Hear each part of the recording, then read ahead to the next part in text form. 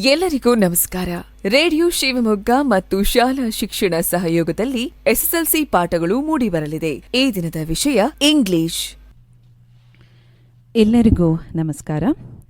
ಉಪನಿರ್ದೇಶಕರ ಕಚೇರಿ, ಸಾರ್ವಜನಿಕ ಶಿಕ್ಷಣ ಇಲಾಖೆ, ಶಿವಮೊಗ್ಗ ಜಿಲ್ಲೆ ಇವರಿಂದ ನಿಯೋಜಿತವಾಗಿರುವಂತಹ 2025-26ನೇ ಸಾಲಿನ ಎಸ್ಎಲ್ಸಿ ವಿದ್ಯಾರ್ಥಿಗಳ ಪರೀಕ್ಷಾ ಫಲಿತಾಂಶ ಉತ್ತಮಪಡಿಸುವ ಸಲುವಾಗಿ ರೇಡಿಯೋ ಮೂಲಕ ಫಲಿತಾಂಶ ಅಭಿವೃದ್ಧಿ ಪೂರಕ ಅಂಶಗಳನ್ನು ಇಂದು ನಾವು ಪ್ರಚಾರಪಡಿಸುತ್ತಿದ್ದೇವೆ.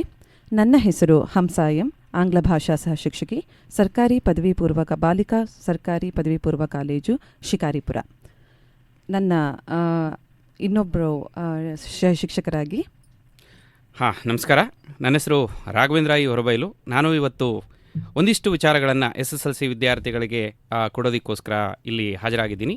ರಾಘವೇಂದ್ರ ಇ ಹೊರಬೈಲು, ಆಂಗ್ಲ ಭಾಷಾ ಶಿಕ್ಷಕ, ಸರ್ಕಾರಿ ಪ್ರೌಢಶಾಲೆ ಗಾಮ, ಶಿಕಾರಿಪುರ ತಾಲೂಕು, ಇಲ್ಲಿಂದ ಆಗಮಿಸಿದ್ದೀನಿ.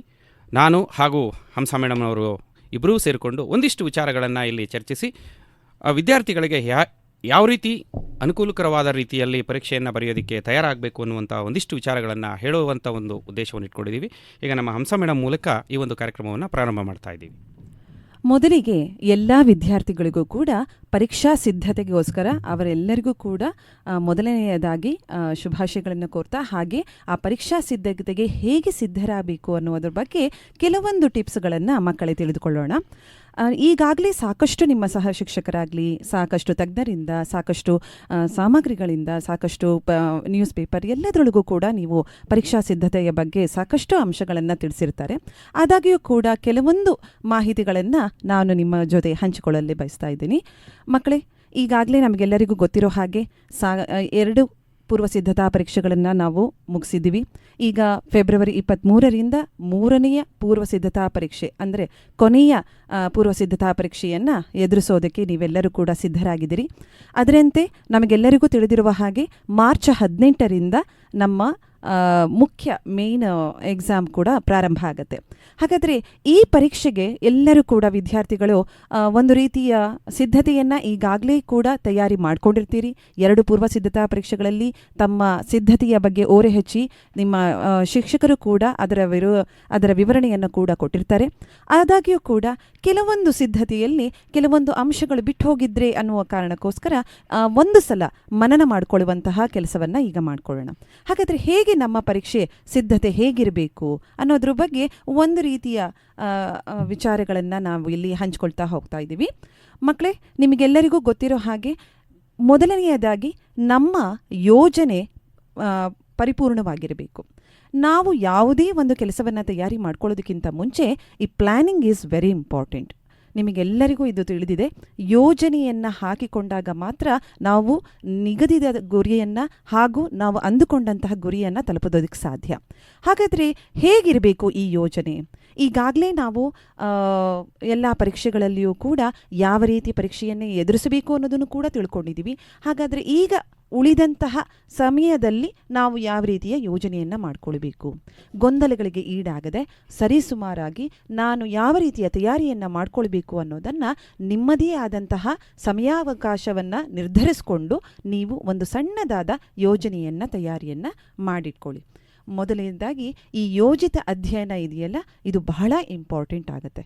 ಮಕ್ಕಳೇ, ಇದಾದ ನಂತರ ಮನೆಯಲ್ಲಿ ಎಲ್ಲ ವಿಷಯಗಳಿಗೂ ಕೂಡ ಸಮನಾದ ಸಮಯ ಹಂಚಿಕೆಯನ್ನು ಕೂಡ ಮಾಡಿಕೊಡೋದು ಕೂಡ ಬಹಳ ಇಂಪಾರ್ಟೆಂಟ್ ಆಗುತ್ತೆ ಮಕ್ಕಳೇ. ಹಾಗಾದರೆ ಯಾವ ವಿಷಯಗಳಿಗೆ ಎಷ್ಟರ ಮಟ್ಟಿಗೆ ಸಮಯವನ್ನು ಹಂಚಿಕೆ ಮಾಡಿಕೊಳ್ಬೇಕು ಅನ್ನೋದು ಕೂಡ ನಿಮಗೆ ಈಗಾಗಲೇ ನಿಮ್ಮ ಸಹ ಶಿಕ್ಷಕರು ನಿಮಗೆ ಸಹಕಾರವನ್ನು ಕೊಟ್ಟಿರ್ತಾರೆ. ಯಾವ ರೀತಿ ಸಮಯದ ವೇಳಾಪಟ್ಟಿಯನ್ನು ಕೂಡ ಹಂಚಿಕೆಯನ್ನು ಮಾಡಿರ್ತಾರೆ. ಆ ರೀತಿಯಾಗಿ ಆದಷ್ಟು ನಮ್ಮ ಒಂದು ಪರಿಮಿತಿಯ ಒಳಗೆ ಅದನ್ನು ಹಂಚಿಕೆಯನ್ನು ಮಾಡಿಕೊಂಡು ಅದಕ್ಕೆ ತಕ್ಕದ ಹಾಗೆ ನಾವು ಅದನ್ನು ಅನುಸರಿಸುವಂಥ ರೀತಿಯನ್ನು ಮಾಡೋಣ. ಅಂದರೆ ಮೇಡಮ್, ನೀವು ಹೇಳ್ತಿರೋದು ಕೆಲವು ಮಕ್ಕಳು ಏನು ಮಾಡಿಬಿಡ್ತಾರೆ ಅಂದರೆ ತಮಗೆ ಯಾವುದು ಸುಲಭ ಅಂತ ಅನ್ಸುತ್ತೆ ಅದಕ್ಕೆ ಹೆಚ್ಚಿನ ಸಮಯಾವಕಾಶವನ್ನು ಕೊಡ್ತಾ ಇರ್ತಾರೆ. ಹಾಗೆ ಮಾಡೋದ್ರ ಬದಲಾಗಿ ಕಷ್ಟದ ಏನು ವಿಷಯ ಇರುತ್ತೆ ಅದಕ್ಕೆ ಸ್ವಲ್ಪ ಜಾಸ್ತಿ ಅವಕಾಶವನ್ನು ಸಮಯವನ್ನು ಕೊಡಲಿ. ಹಾಗಂತ ಒಂದೇ ವಿಷಯವನ್ನು ಓದ್ತಾ ಕೂರಬಾರ್ದು ಅನ್ನೋದು ನಿಮ್ಮ ಆಶಯ ಆಗಿದೆ. ಅಷ್ಟೇ ಅಲ್ಲದೆ ಆ ವಿಷಯವಾರು ಹಂಚಿಕೆ ಮಾಡಿದಾಗ್ಲೂ ಕೂಡ ಬರುವಂತಹ ವಿಷಯವನ್ನೇ ಪದೇ ಪದೇ ಮನನ ಮಾಡಿಕೊಳ್ಳೋದಕ್ಕಿಂತ ಬರುವಂತಹ ವಿಷಯಗಳ ಜೊತೆಗೆ ಯಾವುದು ಕಠಿಣ ವಿಷಯ ಅಂತ ಅನಿಸುತ್ತೆ ಇರುತ್ತೆ. ಸಮಯಾವಕಾಶವಿದ್ದಾಗ ಅದಕ್ಕೂ ಕೂಡ ಹೆಚ್ಚಿನ ಗಮನ ಕೊಟ್ಟರೆ ಅಂದರೆ ಕೊನೆಯ ಕ್ಷಣದಲ್ಲಿ ಆಗುವಂತಹ ಗೊಂದಲವನ್ನು ನಾವು ತಪ್ಪಿಸಬಹುದು. ಮತ್ತು ಆಗುವಂತಹ ನಿಮಗೆ ಆ ಸಮಯದಲ್ಲಿ ಆಗುವಂತಹ ಸ್ಟ್ರೆಸ್ ಆಗಲಿ ಇವ್ಯಾವುದೂ ಕೂಡ ಆಗೋದಿಲ್ಲ ಅನ್ನೋದನ್ನು ನಾನು ನಿಮಗೆ ಮಕ್ಕಳಿಗೆ ಹೇಳೋದಕ್ಕೆ ಬಯಸ್ತಾ ಇದ್ದೀನಿ. ಅದೇ ಎಲ್ಲಾ ವಿಷಯಗಳಿಗೂ ಕೂಡ ಸಮಯವನ್ನ ಮಕ್ಕಳು ಕೊಡಲೇಬೇಕು ಅನ್ನುವಂಥದ್ದು. ಹೌದು. ಯಾವ ವಿಷಯದಲ್ಲಿ ಯಾವ ಟಾಪಿಕ್ ಅನ್ನ ತೆಗೆದುಕೊಳ್ತಾರೆ, ಕಠಿಣವಾದದ್ದು ಮತ್ತೆ ಯಾವುದು ಸ್ಪಷ್ಟತೆ ಇರುತ್ತೆ, ಯಾವುದು ಅವರಿಗೆ ಗೊಂದಲಕ್ಕೆ ಈಡಾಗದೇ ಇರುವಂಥದ್ದು ಎಲ್ಲವನ್ನು ಕೂಡ ಅದನ್ನ ಸರಿಪಡಿಸ್ಕೊಂಡು ಈಗಲೇ ಅದನ್ನ ಮುಂದುವರಿಸ್ಕೊಂತ ಹೋಗೋದು ಒಳ್ಳೆಯದು ಅನ್ನೋದು ನಮ್ಮ ಅಭಿಪ್ರಾಯ. ಮತ್ತೆ ಮುಂದೆ ಹೋಗೋದಾದ್ರೆ ಮಕ್ಕಳೇ, ನಿಮಗೆಲ್ಲರೂ ಹೇಳಿರ್ತಾರೆ, ಈಗಾಗಲೇ ನೀವು ಟಿವಿ ಮಾಧ್ಯಮಗಳಲ್ಲಿ ನೋಡಿರ್ತೀರಾ, ಸಾಕಷ್ಟು ತಂದೆ ತಾಯಿಗಳು ಕೂಡ ನಿಮಗೆ ಈ ವಿಷಯದ ಕುರಿತಾಗಿ ಹೇಳಿರ್ತಾರೆ. ಮೊಬೈಲ್ ಮತ್ತು ಆದಷ್ಟು ಸಾಮಾಜಿಕ ಜಾಲತಾಣಗಳಿಂದ ಆದಷ್ಟು ಈಗ ಸ್ವಲ್ಪ ಮಟ್ಟಿನ ಅಂತರವನ್ನು ಕಾಯ್ಕೊಳ್ಳೋದು ಒಳ್ಳೆಯದು. ಯಾಕೆ ಅಂತ ಹೇಳಿದರೆ ನಮ್ಮ ಮನಸ್ಸು ವಿಚಲಿತ ಆಗಬಾರದು, ಬೇರೆ ವಿಷಯಗಳಿಗೆ ಹೆಚ್ಚಿನ ಗಮನವನ್ನು ನಾವು ಕೊಡಬಾರದು. ನಮಗೆ ಬೇಕಾದಂಥ ನಿಗದಿತ ಗುರಿಯನ್ನು ತಲುಪಬೇಕು ಅಂದರೆ ನಾವು ಆ ವಿಷಯದ ಬಗ್ಗೆ ಕೇಂದ್ರೀಕೃತವಾಗಿರಬೇಕು ಅನ್ನೋ ಕಾರಣಕ್ಕೋಸ್ಕರ ಮನಸ್ಸಿನ ಚಾಂಚಲ್ಯವನ್ನು ಕಡಿಮೆ ಮಾಡೋದಕ್ಕೋಸ್ಕರ ನಾವು ಈ ಒಂದು ಮಾಧ್ಯಮಗಳಿಂದ ಸ್ವಲ್ಪ ದಿನಗಳ ಮಟ್ಟಿಗೆ ದೂರ ಇರೋದು ಒಳ್ಳೆಯದು. ಎಂಟರ್ಟೈನ್ಮೆಂಟ್ ಬೇಕು ಮಕ್ಕಳೇ, ಆದರೆ ಯಾವ ಸಮಯದಲ್ಲಿ ಅನ್ನೋದನ್ನು ನಾವೇ ನಿರ್ಧಾರ ಮಾಡಬೇಕು ಅನ್ನೋದನ್ನು ನಾನು ಹೇಳಲಿಕ್ಕೆ ಇಷ್ಟಪಡ್ತಾ ಇದ್ದೀನಿ. ಸರಿ ಅಲ್ವಾ ಸರ್? ಅಂದ್ರೆ ಮೊಬೈಲನ್ನ ಸಂಪೂರ್ಣವಾಗಿ ಮಕ್ಕಳು ದೂರ ಇಡೋದು ತುಂಬಾ ಒಳ್ಳೆಯದು.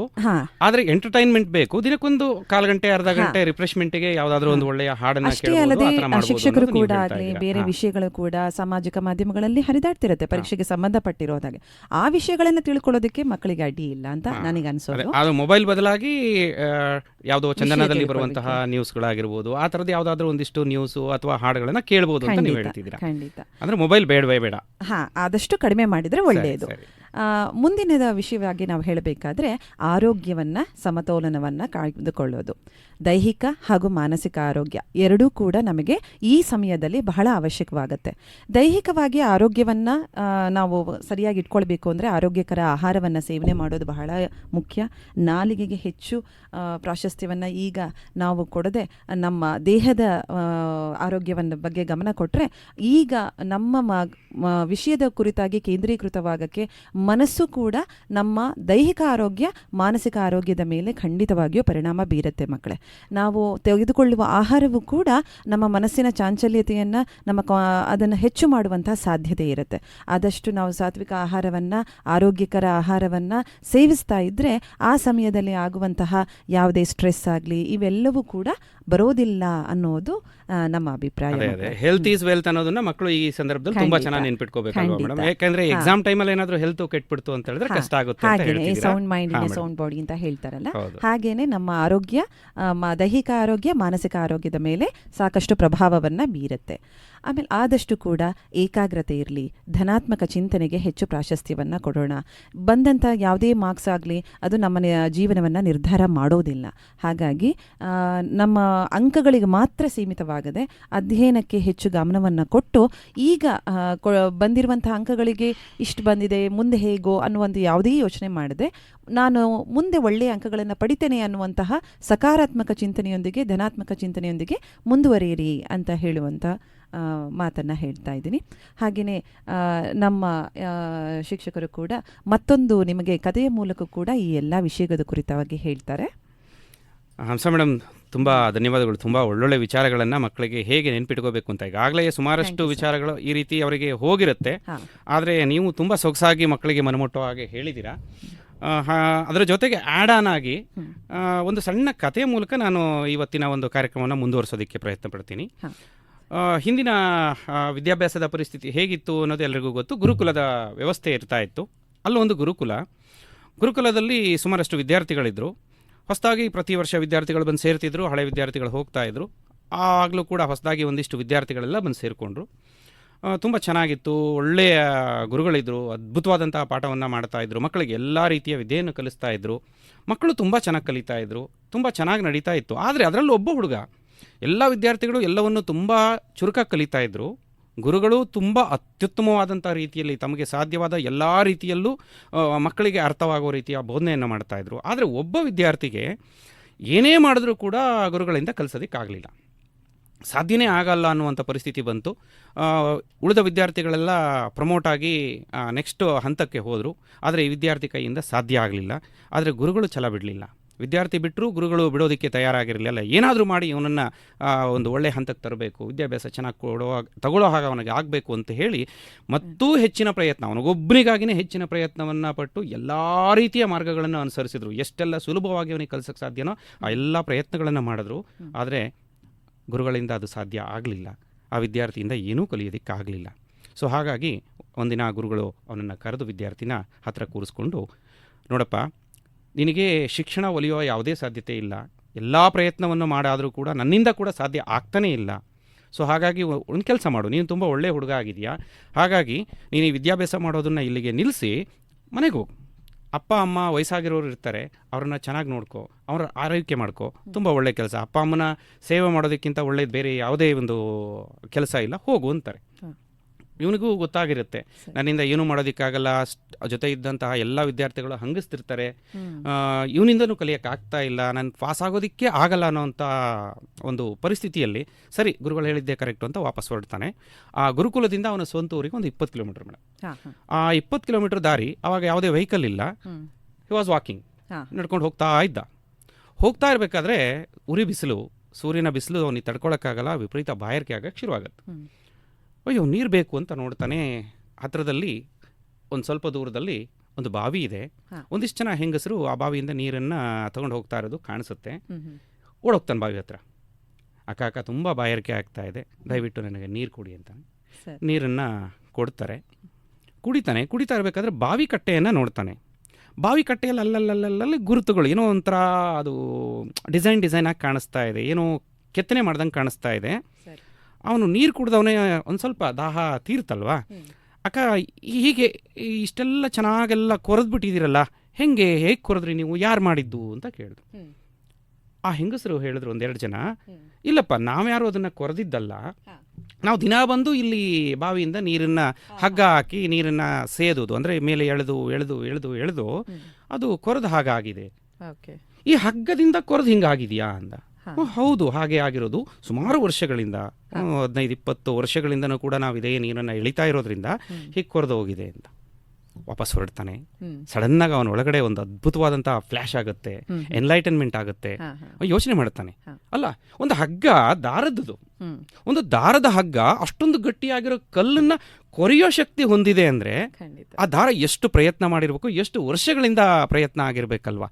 ಈ ಪ್ರಯತ್ನ ನಾನ್ಯಾಕೆ ಮಾಡಲಿಲ್ಲ, ನನ್ನಿಂದ ಯಾಕೆ ಇದು ಸಾಧ್ಯ ಇಲ್ಲ ಅಂದ. ವಾಪಸ್ ಗುರುಗಳ ಹತ್ರ ಹೋದ. ಗುರುಗಳೇ, ನಂದು ತಪ್ಪಾಯ್ತು, ನನಗೆ ಇಲ್ಲಿವರೆಗೂ ನೀವು ಎಷ್ಟೆಲ್ಲಾ ಪ್ರಯತ್ನ ಪಟ್ಟರು ಕಲ್ಸಕ್ಕಾಗಿಲ್ಲ, ಆದ್ರೆ ಇವತ್ತು ನನಗೆ ಕಲಿಬೇಕು ಅನ್ನೋ ಆಸೆ ಹುಟ್ಟಿದೆ, ಖಂಡಿತ ನಾನು ಕಲಿತೀನಿ ಅಂತಾನೆ. ಕಲಿಯಕ್ಕೆ ಶುರು ಮಾಡ್ತಾನೆ, ತುಂಬಾ ಪ್ರಯತ್ನ ಪಡ್ತಾನೆ. ಕಲಿತಾ ತುಂಬಾ ದೊಡ್ಡ ಜ್ಞಾನಿ ಆಗ್ತಾನೆ. ಜ್ಞಾನಿ ಅಷ್ಟೇ ಅಲ್ಲ, ಅವನು ನಮ್ಮ ಇಡೀ ದೇಶ ಕಂಡ ಒಬ್ಬ ಅದ್ಭುತವಾದಂಥ ವ್ಯಕ್ತಿ ಆಗ್ತಾನೆ. ಅವರೇ ಮುಂದೆ ವರದರಾಜ್ ಆಚಾರ್ಯ ಆಗ್ತಾರೆ. ಸಂಸ್ಕೃತದ ದೊಡ್ಡ ಏನು ಗ್ರಾಮರ್ ಪಂಡಿತ ಅಂತ ಕರೀತಾರೆ, ವ್ಯಾಕರಣ ಪಂಡಿತ ಆಗ್ತಾರೆ. ಸೊ ಈ ಕತೆ ಏನು ಹೇಳುತ್ತೆ ನಮ್ಮ ಮಕ್ಕಳಿಗೆ ಅಂದರೆ, ಮಕ್ಕಳ ಇದನ್ನ ನೀವು ಕೇಳಿಸ್ಕೊಳ್ಳೇಬೇಕು. ನಿಮ್ಮಲ್ಲೂ ಸುಮಾರು ಜನ, ಈಗ ಎಕ್ಸಾಮ್ ಹತ್ರ ಬಂದಿದೆ, ಸುಮಾರು ಜನ ಅನ್ಕೊಂಡಿರ್ಬೋದು 2 ಪ್ರಿಪರೇಟರಿ ನಡೆದು ಹೋಗಿದೆ, 2 ಪ್ರಿಪರೇಟರಿಯಲ್ಲೂ ಕೂಡ ನನ್ನಿಂದ ಪಾಸೇ ಆಗಕ್ಕಾಗಲ್ಲ ಅನ್ನುವಂತಹ ಹೋಪನ್ನ ಕಳ್ಕೊಂಡಿರುವಂಥ ಸ್ಟೂಡೆಂಟ್ಸು ಕೂಡ ನಮ್ಮ ಎದುರುಗಡೆ ಸಿಕ್ಕಬಹುದು. ಆದರೆ ಒಂದು ಸತ್ಯ ತಿಳ್ಕೋಬೇಕು, ಪ್ರತಿಯೊಬ್ಬರಿಂದನೂ ಕೂಡ ಪ್ರತಿಯೊಂದು ಸಾಧ್ಯ ಆಗುತ್ತೆ. ಆದ್ರೆ ಕೆಲವು ಮಕ್ಕಳು ಒಳ್ಳೆ ಸ್ಕೋರ್ ಮಾಡಿಬಿಟ್ಟಿದ್ದಾರೆ, ನಮಗೆ ಆ ಸ್ಕೋರ್ ಆಗ್ತಾ ಇಲ್ಲ ಅಂದ್ರೆ ಆ IQ ಎಲ್ರಿಗೂ ಒಂದೇ ಲೆವೆಲ್ ಇರೋದಿಲ್ಲ. ಅವ್ರ IQ ಚೆನ್ನಾಗಿರ್ಬೋದು, ಅಥವಾ ಇದಕ್ಕಿಂತ ಮೊದಲೇ ಅವ್ರು ಹಾರ್ಡ್ ವರ್ಕ್ ಮಾಡಕ್ ಸ್ಟಾರ್ಟ್ ಮಾಡಿರ್ಬೋದು, ಹಾಗಾಗಿ ಅವ್ರಿಗೆ ಒಳ್ಳೆ ಸ್ಕೋರ್ ಬಂದಿದೆ, ನೀವಿನ್ನೂ ಸ್ಟಾರ್ಟ್ ಮಾಡಿಲ್ಲ. ಅಥವಾ IQ ಲೆವೆಲ್ ಸ್ವಲ್ಪ ಕಡಿಮೆ ಇರ್ಬೋದು, ಅವ್ರಿಗಿಂತ ಸ್ವಲ್ಪ ಜಾಸ್ತಿ ಪ್ರಯತ್ನ ಪಟ್ರೆ ಖಂಡಿತ ನಾವು ಡಿಸ್ಟಿಂಕ್ಷನ್ ತಗೊಳಕ್ಕಾಗಿಲ್ಲ ಅಂದ್ರು ಪಾಸ್ ಆಗಿ ಮುಂದಿನ ಹಂತಕ್ಕೆ ಹೋಗೋದಕ್ಕಂತೂ ಖಂಡಿತ ಸಾಧ್ಯ ಇದೆ. ಸೊ ಹಾಗಾದ್ರೆ ಮನಸ್ಸಿದ್ದರೆ ಮಾರ್ಗ ಅಂತ ಹೇಳ್ತಾ ಇದ್ದೀರಿ. ಖಂಡಿತ ಮೇಡಮ್, ಖಂಡಿತ. ಮನಸ್ಸನ್ನ ಮಾಡಿದ್ರೆ ಮಕ್ಕಳು, ಒಂದು ತಿಂಗಳಿದೆ, ಒಂದು ತಿಂಗಳಲ್ಲಿ, ಒಂದು ನಿಮಿಷದಲ್ಲಿ ಪ್ರಪಂಚವನ್ನೇ ಉಲ್ಟಾ ಮಾಡಬಹುದಂತೆ.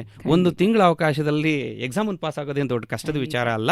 ಸೊ ಹಾಗಾಗಿ ಮಕ್ಕಳು ಈಗಲೇ, ನೀವೇ ಏನೋ ಪಾಯಿಂಟ್ಸ್ ಒಂದಿಷ್ಟೆಲ್ಲ ಹೇಳಿದ್ರಲ್ಲ ಮೇಡಮ್, ಆ ಆತ್ಮವಿಶ್ವಾಸವನ್ನ ಇಟ್ಕೊಂಡ್ರೆ, ಪಾಸಿಟಿವ್ ಥಿಂಕಿಂಗ್ ಮಕ್ಕಳಲ್ಲಿ ಇದ್ಬಿಡ್ತು ಅಂದ್ರೆ ಖಂಡಿತವಾಗಿ ಈ ವರ್ಷದ SSLC ಎಕ್ಸಾಮು ತುಂಬಾ ಸುಲಭವಾಗಿ ಮಕ್ಕಳಿಗೆ ಒಂದು ಹಪ್ಪಳ ಮುರಿದಂಗೆ ಅಥವಾ ಇದೇನೋ ಹೇಳ್ತಾರಲ್ಲ, ಸತ್ತಿರೋ ಹಾವನ್ನ ಗಿರಿಗಿಟ್ಲೆ ತಿರುಗಿಸಿ ಎಸೆಯೋ ಹಾಗೆ ಸುಲಭವಾಗಿ ಇಂಗ್ಲಿಷನ್ನ ನಮ್ಮ SSLCಯನ್ನ ಪರೀಕ್ಷೆಯನ್ನ ಕ್ರ್ಯಾಕ್ ಮಾಡಬಹುದು. ಅದರಲ್ಲೂ ನಮ್ಮ ವಿಷಯ ಇಂಗ್ಲಿಷ್ ಆಸ್ ಎ ಟೀಚರ್ ಆಗಿ ನಿಮಗೂ ಗೊತ್ತಿದೆ ಮೇಡಮ್, ಆಮೇಲೆ ಎಲ್ಲ ಟೀಚರ್ಸ್ಗೂ ಗೊತ್ತಿದೆ, English is not a difficult subject to get good marks in SSLC, particularly this year. ನಮ್ಗೆಲ್ರಿಗೂ ಅದು ತುಂಬಾ ಸತ್ಯವಾಗಿ ಗೊತ್ತಿರುವಂತದ್ದು. ಅದ್ರ ಬಗ್ಗೆನೇ ಈಗ ನಾವು ವಿಚಾರ ಮಾಡೋದಕ್ಕೆ ಹೋಗ್ತಾ ಇದ್ದೀವಿ. ಈಗ ನಮ್ಮ ಹಂಸ ಮೇಡಮ್, ಈಗ ಏನೇನೆಲ್ಲ ವಿಚಾರಗಳು ಬರುತ್ತೆ, ಯಾವ್ಯಾವುದೆಲ್ಲ ಕಾನ್ಸೆಪ್ಟ್ ಮಕ್ಕಳು ಕಾನ್ಸಂಟ್ರೇಟ್ ಮಾಡಬೇಕಾಗತ್ತೆ, ಹೇಗೆ ಏನು ಅನ್ನುವಂಥ ವಿಚಾರಗಳನ್ನ ಪ್ರೋಸಿಗೆ ಸಂಬಂಧಪಟ್ಟ ಹಾಗೆ ಒಂದಿಷ್ಟು ವಿಚಾರಗಳನ್ನ ವಿದ್ಯಾರ್ಥಿಗಳ ಮುಂದೆ ಇಡ್ತಾ ಇದ್ದಾರೆ. Madam, thank you so much sir. ನೀವು ಹೇಳಿರುವಂತಹ ಮಾತುಗಳು ಅಕ್ಷರ ಸತ್ಯ. ಅಂದ್ರೆ where there is a will there is a way ಅನ್ನುವಂಥದ್ದನ್ನ ನೀವು ಹೇಳ್ತಾ ಹೋಗ್ತಾ ಇದ್ರಿ. ಹಾಗಾಗಿ ಮಕ್ಕಳೇ, ನೀವೆಲ್ಲರೂ ಕೂಡ ಈಗಾಗಲೇ ಕನ್ನಡ ಮೀಡಿಯಮಲ್ಲಿ ಇರುವಂತಹ ಮಕ್ಕಳು ಏನಂತ ಯೋಚನೆ ಮಾಡ್ತೀರಿ, ಇಂಗ್ಲೀಷ್ ಅಂದರೆ ಬಹಳ ಕಷ್ಟ. ಖಂಡಿತವಾಗಿಯೂ ಇಲ್ಲ. ಹಾಗಾಗಿ ನಾನಿಲ್ಲಿ ನಿಮಗೆ ಕನ್ನಡದಲ್ಲೇ ನಾನು ಇದನ್ನು ಹೇಳೋದಕ್ಕೆ ಪ್ರಯತ್ನ ಮಾಡ್ತಾ ಇದ್ದೀವಿ. ಆಂಗ್ಲ ಭಾಷಾ ಸಹ ಶಿಕ್ಷಕಿಯಾಗಿದ್ದರೂ ಕೂಡ ನಿಮಗೆ ಆಂಗ್ಲ ಭಾಷೆ ಅಥವಾ ಇಂಗ್ಲೀಷ್ ಅನ್ನುವಂಥದ್ದು ಯಾವುದೇ ರೀತಿಯಲ್ಲೂ ಕಷ್ಟ ಅಲ್ಲ. ನೀವು ಆಗಲೇ ಈಗ ಮೊಬೈಲ್ ಫೋನ್ಗಳಲ್ಲಾಗಲಿ ಪ್ರತಿನಿತ್ಯ ಬಳಕೆಯಲ್ಲಿ ನೀವು ಇಂಗ್ಲೀಷ್ ವರ್ಡ್ಸನ್ನು ಪ್ರತಿನಿತ್ಯ ಡೈಲಿ ನೀವು ಯೂಸ್ ಮಾಡ್ತಾನೇ ಇದ್ದೀರಾ, ಮಾತಾಡ್ತಾ ಇದ್ದೀರಾ. ಆದರೆ ನಿಮಗೇ ಗೊತ್ತಿಲ್ಲದೆ ಹಾಗೆ ಅದನ್ನು ಯೂಸ್ ಮಾಡ್ತಿದ್ರು ಕೂಡ ನಾವು ಇಂಗ್ಲೀಷ್ ಬರಲ್ಲ ಅಂತ ನೀವು ಅಂದ್ಕೊಂಡಿದ್ದೀರಾ. ಅದು ಖಂಡಿತ ಅಲ್ಲ. ನೀವು ಮನಸ್ಸು ಮಾಡಿದ್ರೆ ಇಂಗ್ಲೀಷ್ ವಿಷಯದಲ್ಲಿ ಬಹಳ ಉತ್ತಮವಾದ ಅಂಕಗಳೊಂದಿಗೆ ನೀವು ಪಡೆದುಕೊಳ್ಬಹುದು, ಪಾಸಾಗೋದಲ್ಲದೆ ಹೆಚ್ಚಿನ ಅಂಕಗಳನ್ನು ತೆಗೆದುಕೊಂಡು ನಿಮ್ಮ ಪರ್ಸೆಂಟೇಜನ್ನು ಕೂಡ ಜಾಸ್ತಿ ಮಾಡ್ಕೊಳ್ಬಹುದು ಅನ್ನೋದನ್ನು ನಾನು ಹೇಳೋದಕ್ಕೆ ಇಷ್ಟಪಡ್ತಾ ಇದ್ದೀನಿ. ಹಾಗೆ ಸರ್ ಕೂಡ ಉತ್ತಮವಾದಂತಹ ಒಂದು ಕಥೆಯ ಮೂಲಕ ನಿಮ್ಮನ್ನು ಪ್ರೋತ್ಸಾಹಿಸಿದ್ದಾರೆ. ಹಾಗಾದರೆ ಮಕ್ಕಳೇ, ನಿಮಗೆಲ್ರಿಗೂ ಕೂಡ ಈಗ ಈ ಸಲಿಯ ಪರೀಕ್ಷೆ ಇದೆಯಲ್ಲ, ಇದು ಹೋದ ಪರೀಕ್ಷೆಗಳಿಗಿಂತ ನಿಜವಾಗಿಯೂ ನೀವೆಲ್ಲರೂ ಅದೃಷ್ಟವಂತರು ಅಂತಲೇ ಹೇಳಬೇಕು. ಯಾಕೆ ಅಂತ ಹೇಳಿದರೆ, ನಾವು ಏನು ಓದಬೇಕು, ಹೇಗೆ ಓದಬೇಕು, ಯಾವ ರೀತಿ ಬರಿಬೇಕು ಅನ್ನುವಂಥದ್ದನ್ನು ಮೊದಲೇ ನಿಮಗೆ ಪ್ರತಿಯೊಂದು ವಿಷಯದಲ್ಲಿಯೂ ಕೂಡ ಮಾರ್ಗದರ್ಶನ ಈಗಾಗಲೇ ನಿಮಗೆ ಸಿಕ್ಕಿದೆ. ಹೇಗೆ ಓದಬೇಕು, ಏನು ಓದಬೇಕು ಅನ್ನೋದನ್ನು ಸರಿಯಾಗಿ ತಿಳ್ಕೊಂಡ್ಬಿಟ್ರಿ ಅಂತಂದರೆ ಎಕ್ಸಾಮನ್ನು ನೀವು ಬರೆಯೋದು ಅಂಥ ಕಷ್ಟ ಅಲ್ಲವೇ ಅಲ್ಲ. ಹಾಗಾದ್ರೆ ಹೇಗೆ ಅನ್ನೋದನ್ನ ಮೊದಲನೇದಾಗಿ ನಾನು ಹೇಳ್ತಾ ಹೋಗ್ತೀನಿ. ಇಂತಹ ಪ್ರಶ್ನೆ ಆಲ್ಮೋಸ್ಟ್ ಈ 25th ಕ್ವಶನ್ ಇಂಥದ್ದೇ ಆಗಿರುತ್ತೆ, 26th ಕ್ವಶನ್ ಇಂಥದ್ದೇ ಆಗಿರುತ್ತೆ ಅನ್ನೋದನ್ನ ಅಚ್ಚುಕಟ್ಟಾಗಿ ಬಹಳ ನೇರವಾಗಿ ಇಲ್ಲಿ ವಿಷಯವನ್ನು ಕೊಟ್ಟಿದ್ದಾರೆ. ಹಾಗೆ ಕ್ವಶನ್ಸನ್ನು ಕೊಡಲಾಗ್ತಾ ಇದೆ. ಇದರ ಸದುಪಯೋಗವನ್ನು ಮಕ್ಕಳು ಪಡ್ಕೊಳ್ಬೇಕು. ಯಾಕೆ ಅಂತ ಹೇಳಿದರೆ ಎಲ್ರಿಗೂ ಇಂತಹ ಅವಕಾಶ ಸಿಗಲ್ಲ. ಈ ಬಾರಿ ಈ ಅವಕಾಶ ಸಿಕ್ಕಿದೆ ಅಂದರೆ ನೀವು ಈ ಅವಕಾಶವನ್ನು ಉತ್ತಮ ರೀತಿಯಲ್ಲಿ ಉಪಯೋಗಿಸ್ಕೊಂಡು ನಿಮ್ಮ ಅಂಕಗಳನ್ನು ಹೆಚ್ಚು ಮಾಡುವಂತಹ ರೀತಿಯಲ್ಲಿ ನಿಟ್ಟಿನಲ್ಲಿ ಸಾಗಬೇಕು. ನಿಮಗೆ ಈಗಾಗಲೇ ಟೀಚರ್ಸ್ ಎಲ್ಲರೂ ಹೇಳಿರ್ತಾರೆ ಬ್ಲೂ ಪ್ರಿಂಟ್ ಅಂತ. ಅದನ್ನ ಬಗ್ಗೆ ನೀವು ತಲೆ ಕೆಡಿಸ್ಕೊಳ್ಳೋದು ಅವಶ್ಯಕತೆ ಇಲ್ಲ. ಅಂದರೆ ಯಾವ ಪಾಠದಲ್ಲಿ ಯಾವುದನ್ನು ನಾನು ಗಮನ ಕೊಟ್ಟು ಕಲಿತ್ರೆ ಖಂಡಿತವಾಗಿ 80ಕ್ಕೆ 80 ಅಂಕಗಳನ್ನು ಈಗ ನೀವು ಬರಿತಾ ಇರೋದು 80 ಮಾರ್ಕ್ಸಿಗೆ ಬರಿತಾ ಇದ್ದೀರಿ.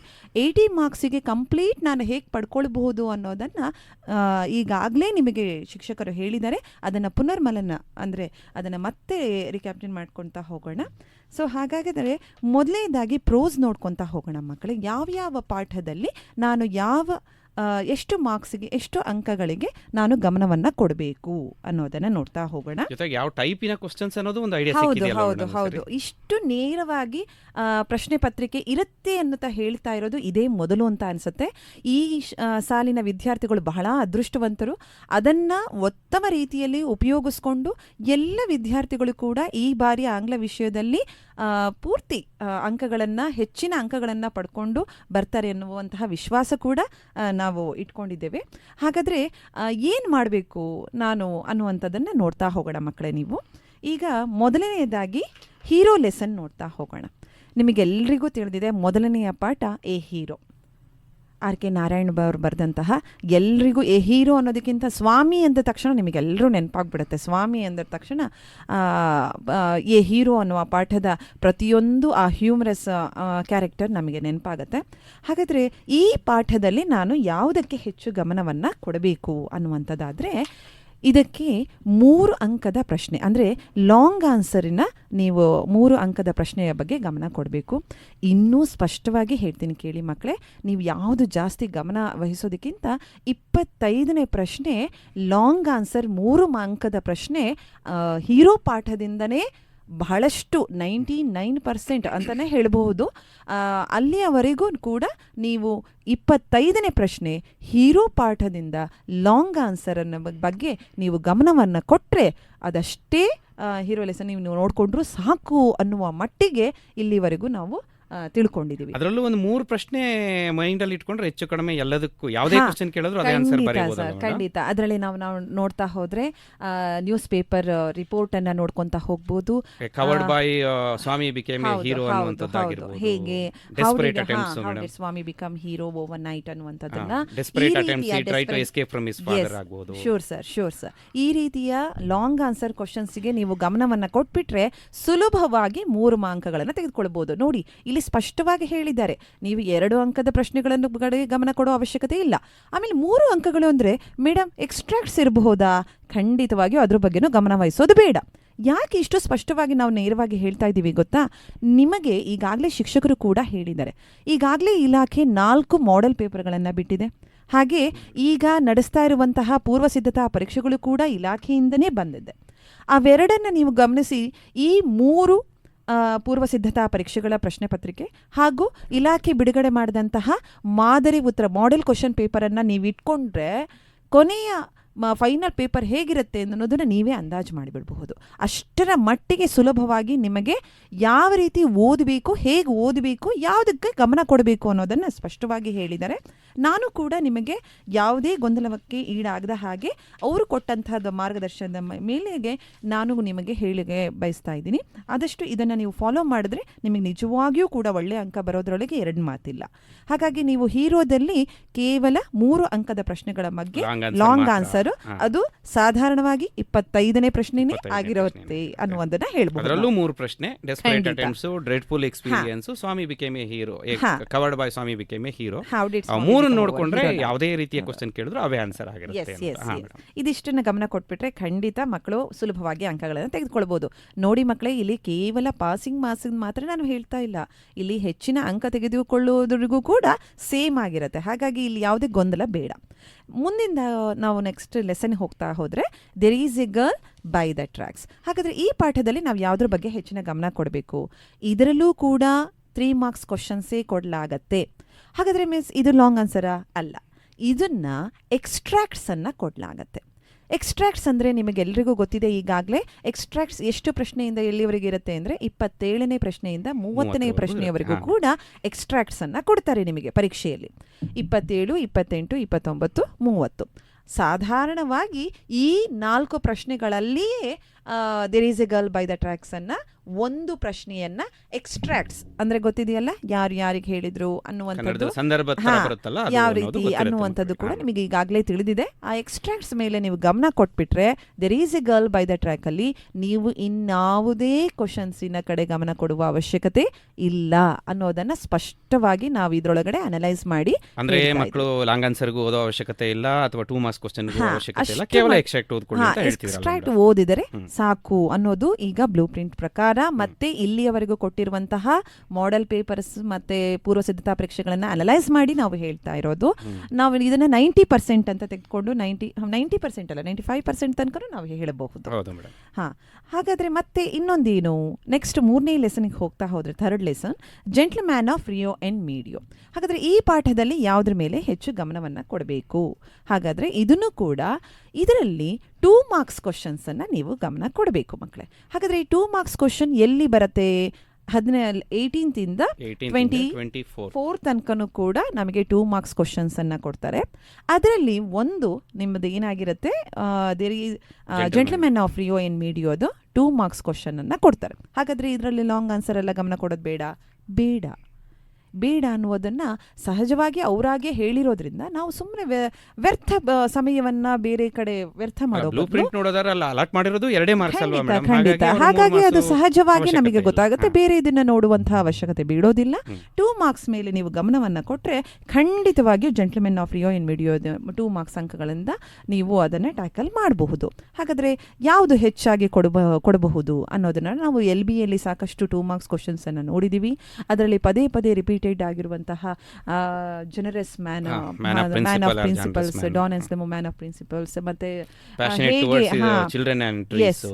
Passionate about the children and his family ಅನ್ನೋದನ್ನೆಲ್ಲ ಈ ರೀತಿಯ ಪದೇ ಪದೇ ಕೇಳಿರುವಂತಹ ಕ್ವಶನ್ಗಳನ್ನ, ಮಾಡೆಲ್ ಪೇಪರ್ ಅಲ್ಲಿ ಕೇಳಿರುವಂತಹ ಪ್ರಶ್ನೆಗಳನ್ನ, ಮತ್ತೆ ಈಗ ಪ್ರಿಪರೇಟರಿ ಕೇಳಿರುವಂತಹ ಪ್ರಶ್ನೆಗಳನ್ನ ನೀವು ಟ್ಯಾಕಲ್ ಮಾಡಿಕೊಂಡ್ರೆ ಅದರಲ್ಲೇ ಒಂದಾಗಿ ಬರಬಹುದು ಅನ್ನೋದನ್ನ ನಾನು ಹೇಳ್ತೇನೆ. ಮತ್ತೆ ನಾಲ್ಕನೇ ಪಾಠ ಹೋಗ್ತಾ ಇದ್ದೀವಿ, ಡಾಕ್ಟರ್ BR ಅಂಬೇಡ್ಕರ್. ಇದರಲ್ಲಿ ಯಾವುದು ಹಾಗಾದರೆ? ಇದರಲ್ಲಿಯೂ ಕೂಡ ನೀವು 2 ಮಾರ್ಕ್ಸ್ ಕ್ವಶನ್ ಮೇಲೆ ಹೆಚ್ಚು ಗಮನವನ್ನು ವಹಿಸಿದ್ರೆ ಅಷ್ಟೇ ಸಾಕು. ಇದರಲ್ಲಿ ಯಾವುದೇ ಎಕ್ಸ್ಟ್ರಾಕ್ಟ್ಸ್ ಕಡೆಯಾಗಲಿ ಲಾಂಗ್ ಆನ್ಸರ್ ಆಗಲಿ ಇದ್ಯಾವುದು ಬೇಡ ಮಕ್ಕಳೇ. 2 ಮಾರ್ಕ್ಸ್ ಕ್ವಶನ್ಸ್ ಮೇಲೆ ನೀವು ಇದನ್ನು ಗಮನ ಕೊಟ್ಟರೆ ಖಂಡಿತವಾಗಿಯೂ ಡಾಕ್ಟರ್ BR ಅಂಬೇಡ್ಕರ್ ಲೆಸನಲ್ಲಿ ನೀವು ಉತ್ತಮ ಅಂಕವನ್ನು ತೆಗೆದುಕೊಳ್ಳಬಹುದು. ಇಲ್ಲಿವರೆಗೂ ಎಲ್ಲಾ ಕ್ವಶನ್ ಪೇಪರ್ಗಳಲ್ಲೂ ಪ್ರೀವಿಯಸ್ ಎಲ್ಲಾ ಇಯರ್ಸ್ ಅಲ್ಲೂ ಕೂಡ 2 ಮಾರ್ಕ್ಸ್ ಬಂದಿದೆಯಲ್ಲ, ಹಾಗಾಗಿ ಮಕ್ಕಳು ಈ ವರ್ಷನೂ 2 ಮಾರ್ಕ್ಸ್ ಖಂಡಿತವಾಗಿಯೂ 2 ಮಾರ್ಕ್ಸ್. ಹಾಗಾಗಿ ಬೇರೆ ಇದರ ಬಗ್ಗೆ ಗಮನ ವಹಿಸದೆ ನೇರವಾಗಿ 2 ಅಂಕದ ಪ್ರಶ್ನೆಗಳ ಮೇಲೇನೆ ಹೆಚ್ಚು ಗಮನವನ್ನ, LBL ಕೊಟ್ಟಿರುವಂತಹ 2 ಅಂಕದ ಪ್ರಶ್ನೆಗಳ ಮೇಲೇನೆ ಹೆಚ್ಚು ಗಮನವನ್ನು ವಹಿಸಿದ್ರೆ ಬಹಳ ಸುಲಭವಾಗಿ ಅಂಕಗಳನ್ನು ಅದರಲ್ಲೂ ಒಂದು 2-3 ಕ್ವಶನ್ ಪದೇ ಪದೇ ರಿಪೀಟ್ ಆಗಿದೆಯಲ್ಲ. ಖಂಡಿತ. Ambedkar was a voracious reader. Yes, voracious Why did reader. Nehru choose Ambedkar as a law minister? Law minister. Why did Nehru choose law minister ಅನ್ನುವಂಥದ್ದು, ಮತ್ತೆ ಹೇಗೆ Mahatma Gandhi caste discrimination, Ambedkar and Gandhiji try to wipe out caste discrimination, ಅದನ್ನು ಕೂಡ ಅದರ ಮೇಲೆ ಹೆಚ್ಚು ಗಮನವನ್ನ ಕೊಟ್ಟರೆ definitely they will get 2 marks ಅನ್ನುವಂಥದ್ದನ್ನ ನಾವು ಹೇಳಬಹುದು. ಮಕ್ಕಳೇ, ನೀವು ಸುಲಭವಾಗಿ ಪಡೆದುಕೊಳ್ಳುವ ಅಂಕಗಳಿದು. LBL ಕೊಟ್ಟಿರುವಂತಹ ಕ್ವಶನ್ಸ್ ಅನ್ನ ಒಂದು ಕಡೆ ಹಾಕೊಂಡು ಮತ್ತೆ ಮಾಡೆಲ್ ಪೇಪರ್ ಅಲ್ಲಿ ಕೊಟ್ಟಿರುವಂತಹ ಮತ್ತೆ 2 ಮಾರ್ಕ್ಸ್ ಪ್ರಿಪರೇಟರಿ ಕೊಟ್ಟಿರೋ ಕ್ವಶನ್ಸ್ ಅನ್ನ ಒಂದ್ ಕಡೆ ಹಾಕೊಂಡು ನೀವು ಪ್ರಾಕ್ಟೀಸ್ ಮಾಡಿದ್ರೇನೆ ಸಾಕು, ಬೇಕಾದ ಹಾಗೆ ನೀವು ಆನ್ಸರ್ ಅನ್ನ ಮಾಡಬಹುದು. ಹಾಗಾದ್ರೆ ಈಗ 5th ಲೆಸನ್ಗೆ ಹೋಗೋಣ. ದಟ್ ಈಸ್ ನನ್ ಅದರ್ ದ್ಯಾನ್ ದ ಕನ್ಸರ್ಟ್. ಹಾಗಾದ್ರೆ ಕನ್ಸರ್ಟ್ ಅಲ್ಲಿ ಯಾವುದನ್ನ ಹೆಚ್ಚು ಗಮನ ಕೊಡಬೇಕು ಅನ್ನೋದಾದ್ರೆ ಇದರಲ್ಲಿಯೂ ಕೂಡ 2 ಮಾರ್ಕ್ಸ್ ಕ್ವಶನ್ ಅನ್ನೇ ನೀವು ಗಮನ ವಹಿಸಿದ್ರೆ ಸಾಕು. ಇದರಲ್ಲಿ ಯಾವುದೇ ಎಕ್ಸ್ಟ್ರಾಕ್ಟ್ಸು ಇಲ್ಲ, ಯಾವುದೂ ಇಲ್ಲ. ಇಲ್ಲೂ ಕೂಡ ಶಾರ್ಟ್ ಆನ್ಸರ್ಸೇ ಇರುತ್ತೆ. ಇಲ್ಲೂ ಕೂಡ 2 ಮಾರ್ಕ್ಸ್ ಕ್ವಶನ್ಸ್ ಅಂದ್ರೆ ಪದೇ ಪದೇ ಕೇಳಿದಂತಹ Anant was a talented boy justify ಅನ್ನುವಂಥದ್ದು, ಈ ರೀತಿಯಾಗಿ how did Smita fulfilled her brothers wish ಅನ್ನುವಂಥದ್ದು, ಈ ರಿಪೀಟೆಡ್ ಕ್ವಶನ್ಸ್ ಮೇಲೆ ನೀವು ಹೆಚ್ಚು ಗಮನವನ್ನು ಕೊಟ್ಟರೆ ಡೆಫಿನೆಟ್ಲಿ ಅದೇ ಕ್ವಶನ್ಗಳಲ್ಲಿ ಹೆಚ್ಚಾಗಿ ಬರುತ್ತೆ. ಅದರ ಮೇಲೆ ಸ್ವಲ್ಪ ಗಮನವನ್ನು ಕೊಟ್ಟರೆ ನೀವು ಸುಲಭವಾಗಿ ಕನ್ಸರ್ಟ್ ಲೆಸನ್ ಅಲ್ಲೂ ಕೂಡ ನೀವು ಅಂಕಗಳನ್ನು ಪಡೆದುಕೊಳ್ಳಬಹುದು ಅಲ್ವಾ ಸರ್? ಖಂಡಿತ. ಈಗ ಮುಂದಿನದಾಗಿ ಹೋಗೋಣ. ಅದು ದ ಡಿಸ್ಕವರಿ. ಓಕೆ, 6ನೇ ಪಾಠ ಡಿಸ್ಕವರಿ ಅಂದ ತಕ್ಷಣ ಮಕ್ಕಳಿಗೆಲ್ಲರಿಗೂ ಕೂಡ ಒಂದೊಂದು ದೊಡ್ಡ ಲೆಸನ್ನು, ಹೇಗೆ ಅರ್ಥೈಸ್ಕೊಳ್ಳುವುದು, ಎಲ್ಲ ರೀತಿಯ ಪ್ರಯತ್ನವನ್ನು ನಮ್ಮೆಲ್ಲ ಸಹ ಶಿಕ್ಷಕರು ಮಾಡಿರ್ತಾರೆ. ಅನಿಮೇಷನನ್ನು ತೋರಿಸಿರ್ತಾರೆ, ಸಾಕಷ್ಟು ಪ್ಲೇಸನ್ನು ಇದು ಮಾಡಿರ್ತಾರೆ. ಆದರೂ ಕೂಡ ಈ ಮಕ್ಕಳಲ್ಲಿ ಅದು ಏನೋ ಒಂದು ರೀತಿಯ ಕ್ಯಾರೆಕ್ಟರ್ಸ್ ಎಲ್ಲ ತುಂಬಾ ಹೊಸ ಹೊಸ ಕ್ಯಾರೆಕ್ಟರ್ಸ್ ಅಲ್ಲ ಮೇಡಮ್, ಹಾಗಾಗಿ ಮಕ್ಕಳಿಗೆ ಆಲ್ವೇಸ್ ಕನ್ಫ್ಯೂಷನ್ ಇರುತ್ತೆ, ಸಹಜವಾಗಿ ಇರುತ್ತೆ. ಹಾಗಾದ್ರೆ ಇದರಲ್ಲಿ ನಾವು ಯಾವುದ್ರ ಬಗ್ಗೆ ಹೆಚ್ಚು ಗಮನವನ್ನು ಕೊಡಬೇಕು ಮಕ್ಕಳೇ? ಇದನ್ನು ನೀವು ಆಸ್ ಎ ಡ್ರಾಮಾ ನೋಡಿದ್ದೀವಿ ಅನ್ನೋ ರೀತಿ ಹಾಗೆ ಹೇಗೆ ಡೈಲಾಗ್ಸ್ಗಳನ್ನು ನೆನ್ಪಿಟ್ಕೊಳ್ತೀರಿ ಹಾಗೆ ಪದೇ ಪದೇ ಬರುವಂತಹ ಡೈಲಾಗ್ಸ್ಗಳ ಕಡೆ ಗಮನವನ್ನು ಕೊಟ್ಟು 3 ಅಂಕಗಳಿಗೆ, ಅದರಲ್ಲೂ ಎಕ್ಸ್ಟ್ರಾಕ್ಟ್ಸಿಗೆ ನೀವು ಗಮನವನ್ನು ಕೊಟ್ಟರೆ ದ ಡಿಸ್ಕವರಿ ಲೆಸನ್ನ ನೀವು ಕಂಪ್ಲೀಟ್ ಮಾಡ್ಕೊಳ್ಬಹುದು. ಎಕ್ಸ್ಟ್ರಾಕ್ಟೇ 100% ಸರಿ ಬರುತ್ತೆ ಅಂತ ಅಲ್ವಾ ಮೇಡಮ್? ಯಾಕೆಂದ್ರೆ ಹಿಂದಿನ ವರ್ಷಗಳಲ್ಲೆಲ್ಲ ಕೂಡ ಇದು ಎಕ್ಸ್ಟ್ರಾಕ್ಟ್ ಬಿಟ್ಟು ಬೇರೆ ಯಾವ ತರದ ಕ್ವಶನ್ಸ್ ಕೇಳದೇ ಇರೋದ್ರಿಂದ ಈ ವರ್ಷ ಕೂಡ ಎಕ್ಸ್ಟ್ರಾಕ್ಟ್. ಹೌದು, ಹಾಗಾಗಿ ಇದನ್ನು ಕೂಡ 3 ಅಂಕದ ಪ್ರಶ್ನೆ ಅಂದ್ರೆ ನೀವು ಯಾವುದೇ ಲಾಂಗ್ ಆನ್ಸರ್ ಮೇಲೆ ಗಮನ ಕೊಡುವ ಅವಶ್ಯಕತೆ ಇಲ್ಲ ಮಕ್ಕಳೇ. ನೀವು ನೇರವಾಗಿ ಎಕ್ಸ್ಟ್ರಾಕ್ಟ್ಸ್ ಕಡೆ ಗಮನ ಕೊಡಿ. ಹಾಗಾದ್ರೆ ಎಕ್ಸ್ಟ್ರಾಕ್ಟ್ಸ್ ಅಂತಂದ್ರೆ ಇಡೀ ದೊಡ್ಡ ಪಾಠ, ಎಲ್ಲದೂ ಕೂಡ ಡೈಲಾಗ್ ರೂಪದಲ್ಲಿರುತ್ತೆ. ಮೇಡಮ್ ಯಾವುದ್ರ ಬಗ್ಗೆ ಹೆಚ್ಚು ಗಮನ ಕೊಡಬೇಕು ಅನ್ನುವಂಥದ್ದಾದರೆ ಅದನ್ನು ಕೂಡ ನೀವು LBಯಲ್ಲಿ ಕೊಟ್ಟಿರುವಂತಹ ಎಕ್ಸ್ಟ್ರಾಕ್ಟ್ಸ್ಗಳ ಕಡೆ ಗಮನ ಕೊಟ್ಟರೆ ಆದಷ್ಟು ಅದರೊಳಗೆ ಇರುತ್ತೆ. ಮತ್ತು ಇನ್ನೂ ಒಂದು ಹೇಳಬೇಕು ಅಂತಂದರೆ ಮಾಡೆಲ್ ಪೇಪರ್ಸನ್ನು ಮತ್ತು ಪ್ರಿಪ್ರೇಟ್ರಿಯನ್ನು ಫಾಲೋ ಮಾಡಿ ಅನ್ನುವಂಥದ್ದನ್ನು ಹೇಳ್ತೇವೆ. ಅದರಲ್ಲಿ ಹೆಚ್ಚಾಗಿ ನಿಮಗೆಲ್ಲರಿಗೂ ಕೂಡ ಗೊತ್ತಿರುವ ಹಾಗೆ there is a limits to patience, ಈ ರೀತಿಯ ಸಾಕಷ್ಟು ಪದೇ ಪದೇ ಕೇಳಿದಂತಹ ಕೆಲವೊಂದು ಡೈಲಾಗ್ಸ್ ಇರುತ್ತೆ. ಅದರ ಮೇಲೆ ಹೆಚ್ಚು ಗಮನವನ್ನು ಕೊಟ್ಟರೆ ನೀವು ಸುಲಭವಾಗಿ ಇದನ್ನು ಕೂಡ ಟ್ಯಾಕಲ್ ಮಾಡಬಹುದು ಅನ್ನೋದನ್ನು ಹೇಳ್ತಾ ಇದ್ದೀವಿ. ಸರಿ ಅಲ್ವಾ ಸರ್? ಖಂಡಿತ ಮೇಡಮ್, ಖಂಡಿತ. ಮುಂದುವರಿಯೋಣ. ಓಕೆ, ಈಗ 7th lesson colours of silence. ಹಾಗಾದ್ರೆ ಇದು ಯಾರದು? ಸತೀಶ್ ಗುಜ್ರಾಲ್. ಈಗಿನ ಹಿಂದಿನ ಒಂದು ಇದರಲ್ಲಿ ಪ್ರಕಾರ ಅವಾಗೆಲ್ಲ ಲಾಂಗ್ ಆನ್ಸರ್ ಕೊಡ್ತಾ ಇದ್ರು, ಮ್ಯಾಕ್ಸಿಮಮ್ 3 ಮಾರ್ಕ್ಸ್ ಅಂದ್ರೆ ಲಾಂಗ್ ಆನ್ಸರ್. ಆದ್ರೆ ಈಗಲೂ ಕೂಡ ಮಕ್ಕಳೇ ಹೇಳ್ತಾ ಇದ್ದೀವಿ, ಇದರಲ್ಲಿ 3 ಅಂಕದ ಪ್ರಶ್ನೆಗಳು ಅಂತ ಹೇಳಿದ್ದಾರೆ. ಆದರೂ ಕೂಡ ನೀವು ಲಾಂಗ್ ಆನ್ಸರ್ ಬಗ್ಗೆ ಹೆಚ್ಚು ತಲೆ ಕೆಡಿಸ್ಕೊಳ್ಳೋ ಅವಶ್ಯಕತೆ ಇಲ್ಲ. ಹಾಗಾದರೆ ಮೇಡಮ್ ಯಾವುದು ಇದರಲ್ಲೂ ಕೂಡ ಎಕ್ಸ್ಟ್ರಾಕ್ಟ್ಸನ್ನು ನೀವು ಗಮನವನ್ನು ಕೊಟ್ಟರೆ, ಇದೇ LBಯಲ್ಲಿರುವಂತಹ ಎಕ್ಸ್ಟ್ರಾಕ್ಟ್ ಕಡೆ ಗಮನ ಕೊಟ್ಟರೆ ಸಾಕು ಅನ್ನುವಂಥದ್ದನ್ನು ನಾವು ಕಂಟೆಂಟ್ ಅನಾಲಿಸಿಸ್ ಮಾಡ್ಕೊತ ಹೋದಾಗ ತಿಳ್ಕೊಂಡಿರುವಂತಹ ವಿಷಯ. ಹಾಗಾಗಿ ಮಕ್ಕಳೇ, ಇಲ್ಲೂ ಕೂಡ ನೀವು ಕೇವಲ ಎಕ್ಸ್ಟ್ರಾಕ್ಟ್ಸ್ ಮೇಲೆ ಗಮನವನ್ನು ಕೊಡಿ. ಆಮೇಲೆ ಈ ಲೆಸನ್ ಎಕ್ಸ್ಟ್ರಾಕ್ಟ್ ತುಂಬಾ ಸುಲಭ ಆಗುತ್ತೆ ಮೇಡಮ್ ಮಕ್ಕಳಿಗೆ, ಯಾಕೆಂದ್ರೆ ಖಂಡಿತ. ಎಲ್ಲಿ ಕ್ಯಾರೆಕ್ಟರ್ಸ್ ತುಂಬಾ ಕಡಿಮೆ ಬರುತ್ತೋ ಹಾ. ಅಲ್ಲಿ ಮಕ್ಕಳು ತುಂಬಾ ಈಸಿಯಾಗಿ they will get the marks. Yes, ಈಗ definitely. ಡಿಸ್ಕವರಿ ಆದ್ರೆ ಹಾ. There are so many characters ಹೌದು, ಅಂಡ್ ಹೌದು. Those are strange. Yes. ಆ ಕ್ಯಾರೆಕ್ಟರ್ಸ್ ಎಲ್ಲವೂ ಕೂಡ ಮಕ್ಕಳು ತುಂಬಾ ಕೇಳೇ ಇಲ್ಲ, ಡಿಯಾಗೋ, ಗುಲೆರ್ಮೋ ಐರಿಸ್ ಈ ತರದ್ದು. ಹಾ, ಬಟ್ ಇಲ್ಲಿ ಹಾ. ಹಾಗಲ್ಲ, ಹೌದು. ಹೋಲ್ ಲೆಸನ್ ಅನ್ನು ನೋಡಿದ್ರು ಮಕ್ಕಳಿಗೆ Satish father, Satish mother, drawing ಈ ಒಂದು 4-5 ವರ್ಡ್ಸ್ ನೆನ್ಪಿಟ್ಕೊಂಡ್ರೆ Yes. ಮಕ್ಕಳಿಗೆ ಈಸಿಯಾಗಿ 2 to 3 ಮಾರ್ಕ್ಸ್. ಎಕ್ಸ್ಟ್ರಾಕ್ಟ್ಸ್ ಅಲ್ಲಿ ಮೊದಲ 2 ಪ್ರಶ್ನೆಗಳಿಗೆ ಆನ್ಸರ್ ಮಾಡೋದು ಮಕ್ಕಳಿಗೆ ಅಂಥದ್ದು ಕಷ್ಟ ಅನ್ಸಲ್ಲ. ಹೌದು. ಆದರೆ ಆ ಸಂದರ್ಭವನ್ನ, ಸರ್ಕಮ್ಸ್ಟೆನ್ಸ್ ಅನ್ನ ಕರೆಕ್ಟಾಗಿ ಅರ್ಥೈಸ್ಕೊಂಡ್ರೆ ಮಾತ್ರ ಥರ್ಡ್ ಕ್ವಶನ್ಗೆ ಅವರು Why ಆನ್ಸರ್ questions ಮಾಡ್ಬೋದು. always. ಹಾಗಾಗಿ ಈ ಎಕ್ಸ್ಟ್ರಾಕ್ಟ್ಸ್ ಅನ್ನ 3 ಮಾರ್ಕ್ಸ್ ಎಷ್ಟು ಸುಲಭವಾಗಿ ಗಳಿಸ್ಕೊಳ್ಬಹುದೋ ಅಷ್ಟೇ ಅವರು ಸ್ವಲ್ಪ ಗೊಂದಲಕ್ಕೊಳಗಾದ್ರೆ ಅದರಲ್ಲಿ 3ನೇ ಅಂಕಗಳನ್ನು ಕಂಪ್ಲೀಟ್ ಆಗಿ ತಗೊಳ್ಳೋದು, ಅದರಲ್ಲೂ ಸಿ ಕ್ವಶನ್ಸ್ ಅನ್ನ ಆನ್ಸರ್ ಮಾಡೋದು ಸ್ವಲ್ಪ ಟ್ರಿಕಿ ಆಗಿ ಮ್ಯಾಕ್ಸಿಮಮ್ ವೈ ಕ್ವಶನ್ಸ್ ಇರುತ್ತಲ್ಲ ಅದು.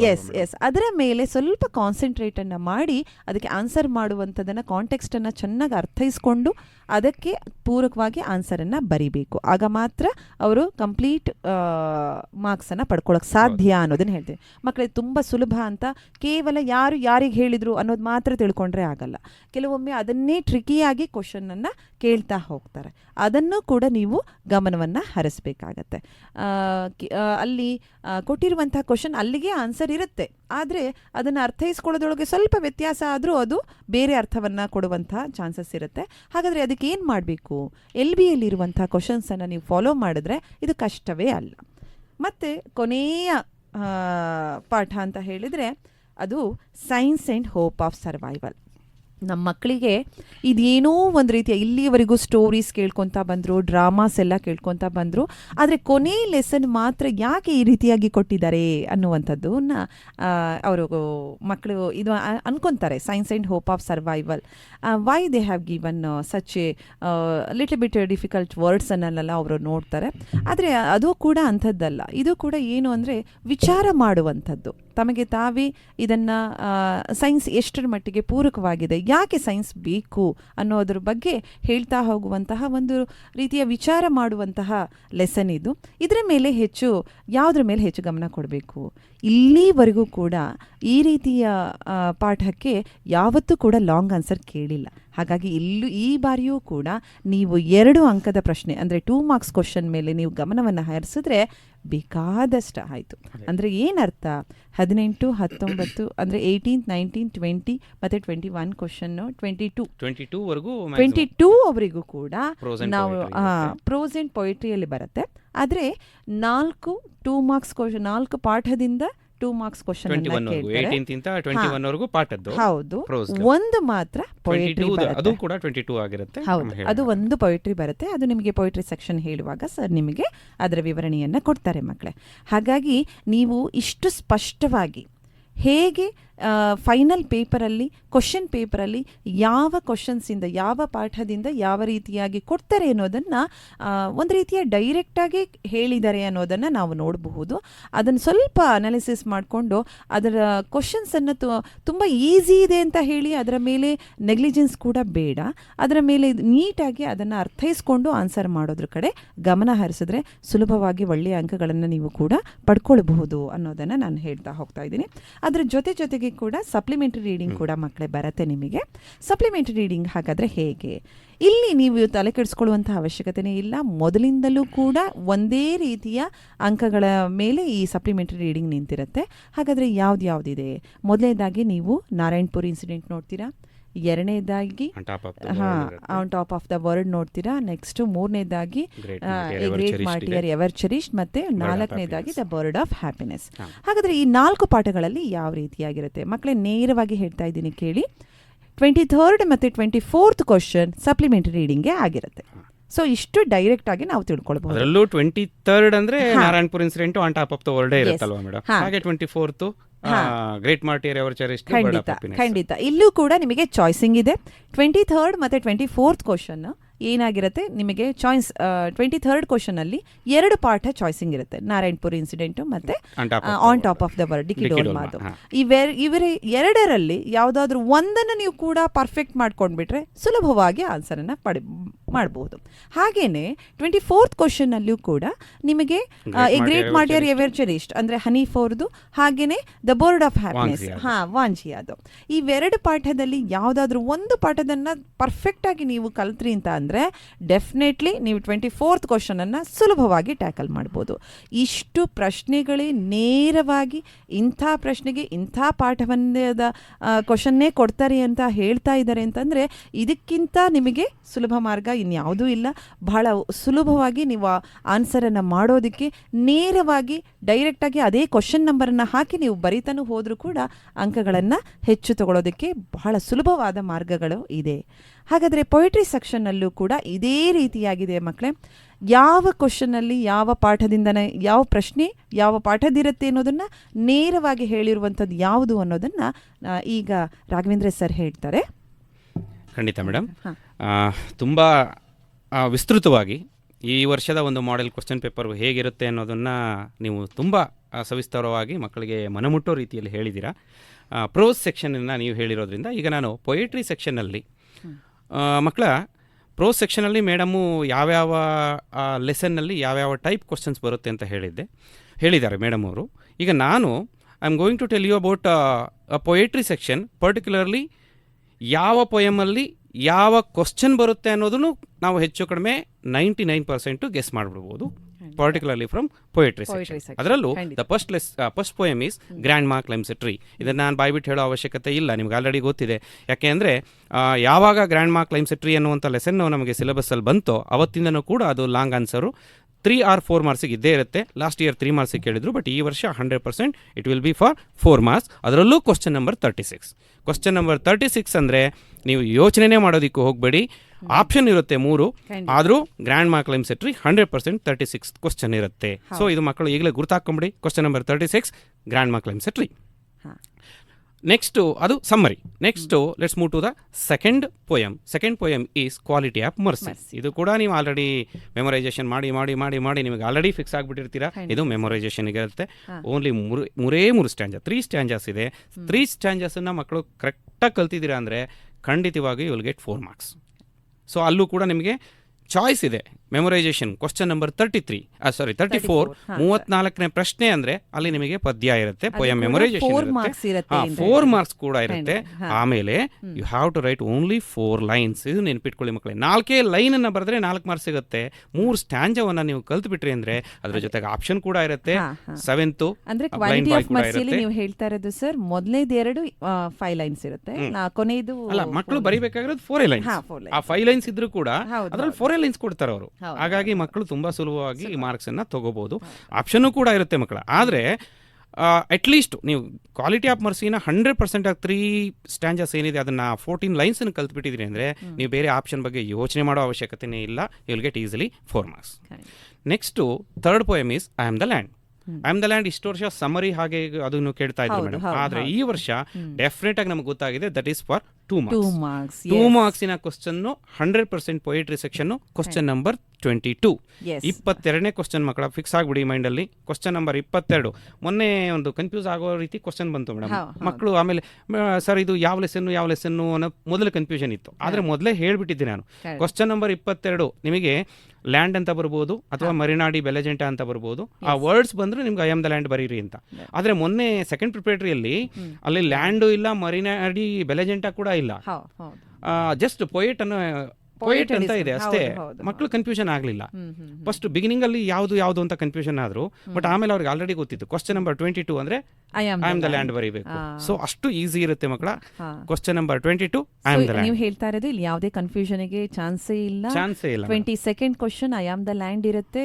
ನಾವು ಯಾವುದೇ ಗೊಂದಲಕ್ಕೆ ಮಕ್ಕಳು ಒಳಗಾಗದೆ ನೇರವಾಗಿ ಬರಬಹುದು. ಅದರಲ್ಲೂ ಕೂಡ activities of man on the land. ಹಾ, ಅದು ಮ್ಯಾಕ್ಸಿಮಮ್ ಟೈಮ್ ಕೇಳಿದ್ದಾರೆ. ಖಂಡಿತ. ಅದರ ಜೊತೆಗೆ contrast between the readers and the speaker is a land ಮತ್ತು ರೀಡರ್ ಅಂದ್ರೆ ನಾವೇ, Yes. ನಮ್ಮಿಬ್ರು ಮಧ್ಯದ ಕಾಂಟ್ರಾಸ್ಟ್ ಏನಿದೆ ಅನ್ನುವಂಥದ್ದನ್ನ, ಅಥವಾ land as a oceans of patience ಬಗ್ಗೆ ಈ ತರದೊಂದು 3-4 ಕ್ವಶನ್ಸ್ ಅನ್ನ, ಅಥವಾ you cannot put a fence around the planet earth ಅಂತ ಹೇಳಿ ಕೊನೆಗೆ ಲ್ಯಾಂಡ್ ಕೇಳುತ್ತಲ್ಲ, ಈ ಒಂದು 4 ಕ್ವಶನ್ಸ್ ಮಕ್ಕಳು ಸೆಲ್ಫ್ ಅಸೆಷನ್ ಬಗ್ಗೆ, ಇದನ್ನ 4ರಿಂದ 5 ಕ್ವಶನ್ ಅನ್ನ ಕರೆಕ್ಟ್ ಮಕ್ಕಳು ವರ್ಕ್ ಮಾಡಿದ್ರೆ easily you will get 2 marks students.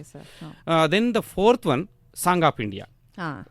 ಒಂದು ಆಕ್ಚುಲಿ ಇದನ್ನ ಹೇಳಬಾರ್ದು, ಓಪನ್ ಸೀಕ್ರೆಟ್, ಎಲ್ರಿಗೂ ಮಕ್ಕಳಿಗೆ ಗೊತ್ತಿರೋದ್ರಿಂದ ನಾನು ಹೇಳ್ತಾ ಇದ್ದೀನಿ.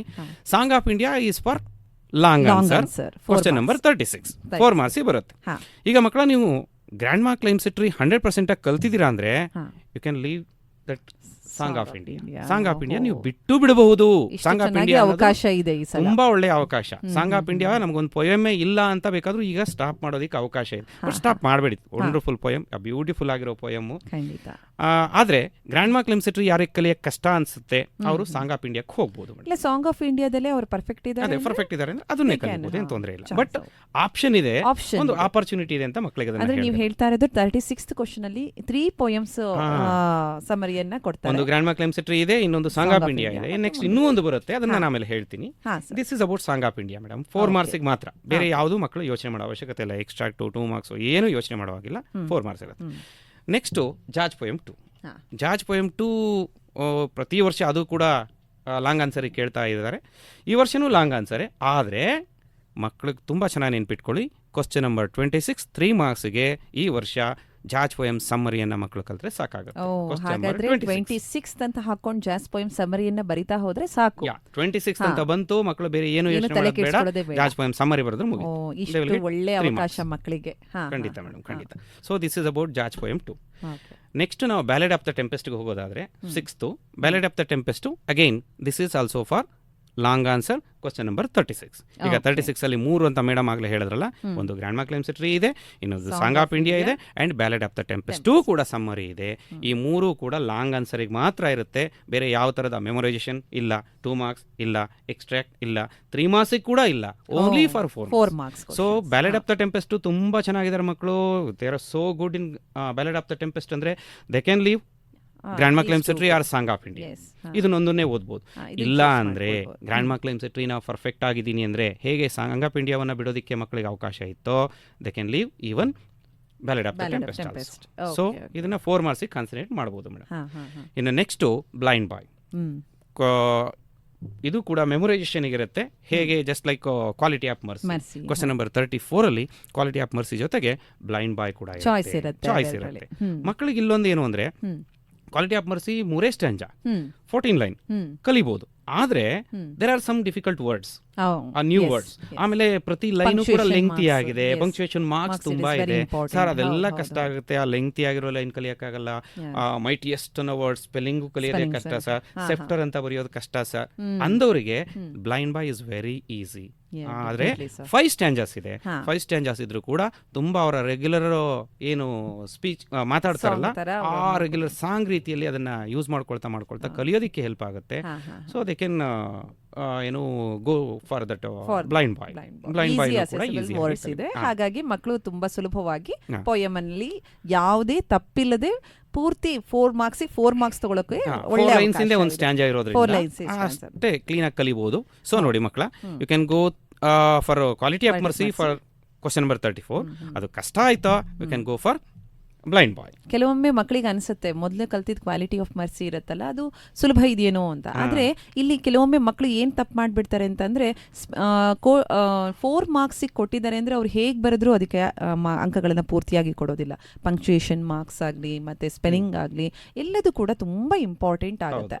ಆಗ ನಾವು ಅಂಕಗಳನ್ನ ಕಳೆದುಕೊಳ್ಳೋ ಬದಲು ಇದು ನೀವು ಹೇಳ್ತಾ ಇರೋದು ಸುಲಭವಾಗಿರೋದನ್ನ ನಾವು ಈಸಿಯಾಗಿ ಬರೆದು ಪೂರ್ತಿ ಅಂಕಗಳನ್ನ ಪಡ್ಕೊಳ್ಳೋದು ಜಾಣತನ. ಹೌದು ಮೇಡಮ್. ಹಾಗಾಗಿ ಮಕ್ಕಳು ಬೇಕಾದ್ರೆ ಬ್ಲೈಂಡ್ ಬಾಯ್ ಕಡೆ ಗಮನವನ್ನು ಕೊಡಬಹುದು. ಈಗಲೂ ಇನ್ನೂ ಟೈಮ್ ಇದೆ, ಕಲಿಯೋದಕ್ಕೂ ಬಹಳ ಏನು ಕಷ್ಟ ಏನಿಲ್ಲ, ಆಲ್ರೆಡಿ ಕಲ್ತಿರ್ತಾರೆ. ಇನ್ನೊಂದ್ಸರಿ ಅದನ್ನ ಕಣ್ಣ ಹಾಕಿದ್ರೆ ಅಕಸ್ಮಾತ್ ಕ್ವಾಲಿಟಿ ಆಫ್ ಮರ್ಸಿ ಪರ್ಫೆಕ್ಟ್ ಇದ್ದಾರೆ ಅಂದ್ರೆ ಅದನ್ನೇ ಕಲಿಬಹುದು.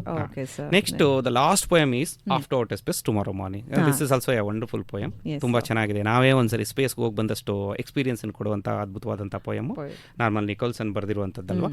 ಸೊ ಈ ಪೊಯಮ್ಗೆ ಮಕ್ಕಳು ಬೇರೆ ಯೋಚನೆ ಬೇಡ. ದೇ 100% ಎಕ್ಸ್ಪೆಕ್ಟೇಷನ್ನು. ಯಾಕೆಂದರೆ ಪೊಯೆಟ್ರಿ ಸೆಕ್ಷನಿಂದ ಒಂದೇ ಎಕ್ಸ್ಟ್ರಾಕ್ಟು, ಆ ಎಕ್ಸ್ಟ್ರಾಕ್ಟು ಬರೋದೇ ಈ ಆಪ್ ಟು ಸರ್. ನೀವು ಹಾಗಾದ್ರೆ ಹೇಳಿದ್ರೆ ನಾವು ಅವಾಗಲೇ ಚರ್ಚೆ ಮಾಡಿದ್ವಿ 27 ಇಂದ 30 ತನಕ ಎಕ್ಸ್ಟ್ರಾಕ್ಟ್ಸ್ ಇದೆ 12 ಮಾರ್ಕ್ಸಿಗೆ. ಹಾಗಾದ್ರೆ 27, 28, 29 ಪೊಯೆಟ್ರಿ ಸೆಕ್ಷನ್ ಮೋಸ್ಟ್ ರಿಪೀಟೆಡ್ ಆಗಿರುವಂತಹ ಪ್ರಕಾರ ಪ್ರೋಸ್ ಇಂದ ಇರುತ್ತೆ. ಹಾಗಾದ್ರೆ 30th ಕ್ವಶನ್ ನೀವು ಹೇಳ್ತಿರೋದು 30 ಮಕ್ಕಳು ಈಗಲೇ ಫಿಕ್ಸ್ ಆಗಿ ಹಾಕೊಂಡ್ಬಿಡ್ಲಿ. ಯಾಕೆಂದ್ರೆ ಪೊಯೆಟ್ರಿಯಲ್ಲಿ ಬರೋದು ಒಂದೇ ಎಕ್ಸ್ಟ್ರಾಕ್ಟ್, ಅದು ಲಾಸ್ಟ್ ಅಲ್ಲಿ ಇರುತ್ತೆ. ಅಕಸ್ಮಾತ್ ಎಲ್ಲರೂ ಹಿಂದೆ ಮುಂದೆ ಆಗತ್ತಾ ಆ ತರ ಏನು ಕನ್ಫ್ಯೂಷನ್ ಬೇಡ ಮಕ್ಕಳೇ. ಯಾಕಂದ್ರೆ ಈಗಾಗಲೇ ನೀವು ಮಾಡೆಲ್ ಪೇಪರ್ಸ್ ನೋಡಿದಿರಿ, ಪ್ರಿಪರೇಟರಿಯಲ್ಲಿ ನೋಡಿದಿರಿ, ನಾವು ಅದನ್ನೇ ಅನುಸರಿಸ್ತಾ ಇರೋದ್ರಿಂದ ಅಲ್ಲಿ ಎಲ್ಲ ಕಡೆನೂ 30 ಕ್ವಶನ್ ಆಗಿರೋದ್ರಿಂದ ತುಂಬಾ ಗೊಂದಲ ಬೇಡ. ಪ್ರೋಸಲ್ ವೇರಿಯೇಷನ್ ಆಗ್ಬೋದೇನೋ, ಪ್ರೋಸಲ್ ವೇರಿಯೇಷನ್ 3 ಇರುತ್ತೆ, ಹಾಗಾಗಿ ಮೇಲೆ ಕೆಳಗೆ ಆಗ್ಬೋದು. ಆದ್ರೆ ಪೊಯೆಟ್ರಿ ಇರೋದೇ ಒಂದಾಗಿರೋದ್ರಿಂದ ನೀವು ಹೇಳಿದಾಗೆ question number 30 extract of to outer space tomorrow morning.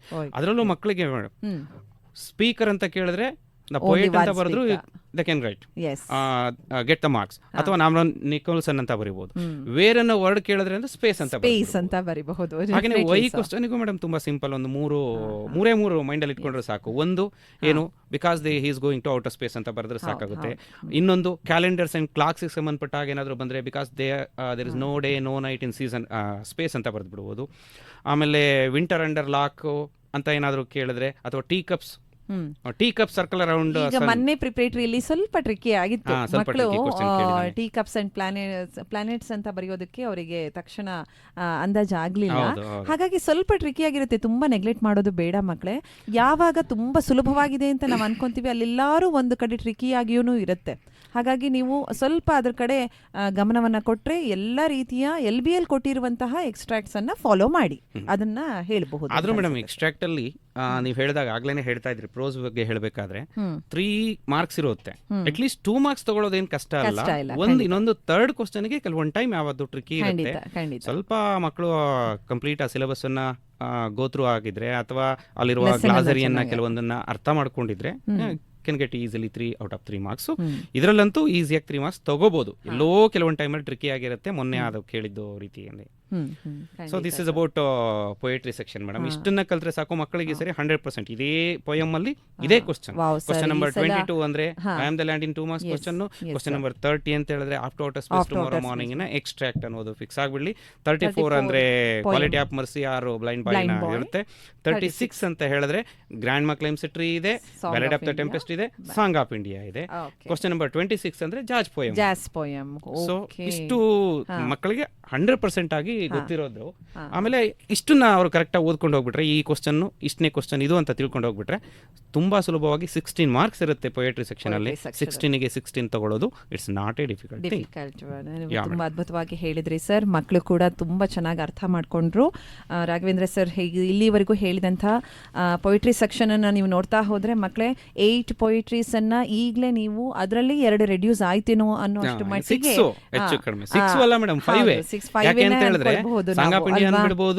Ballad of the tempest ಹಾಗೆ ಮೆಮೊರೈಸೇಷನ್ ಅಲ್ಲಿ ಒಂದೊಂದು ಕಲ್ತ್ರೆ ಇನ್ನೊಂದನ್ನು ಬಿಡಬಹುದು. ಕ್ವಾಲಿಟಿ ಆಫ್ ಮರ್ಸಿ ಕಲ್ತ್ರೆ ಬ್ಲೈಂಡ್ ಬಾಯ್ ಬಿಡಬಹುದು. ಇಷ್ಟು ಸುಲಭವಾಗಿ ಅಂಕಗಳನ್ನ ಪಡ್ಕೊಳ್ಳೋದಕ್ಕೆ ಯಾವ ರೀತಿ ಯಾವ್ದ್ರ ಮೇಲೆ ಕಾನ್ಸಂಟ್ರೇಟ್ ಮಾಡಬೇಕು, ಇರುವಂಥ ಟೈಮನ್ನು ಯಾವ ರೀತಿ ಉಪಯೋಗ ಮಾಡ್ಕೊಳ್ಬೇಕು ಅನ್ನೋದನ್ನ ಬಹಳ ಅದ್ಭುತವಾಗಿ ರಾಘವೇಂದ್ರ ಸರ್ ಹೇಳಿದ್ದಾರೆ. Thank you sir. ಹಾಗಾದ್ರೆ ಇನ್ನು ಮುಂದೆ ಗ್ರಾಮರ್ ಮತ್ತೆ ವೆಕ್ಯಾಬ್ಯುಲರಿಗೆ ಹೋಗೋಣ. ಇಲ್ಲಿವರೆಗೂ ಕೂಡ ನಾವು prose and poetry section content ಇಂದು ಬಹಳ ಚೆನ್ನಾಗಿ ಮಕ್ಕಳಿಗೆ ಇಂಥದ್ದೇ ಅಂತ ಹೇಳ್ತಾ ಬಂದ್ವಿ.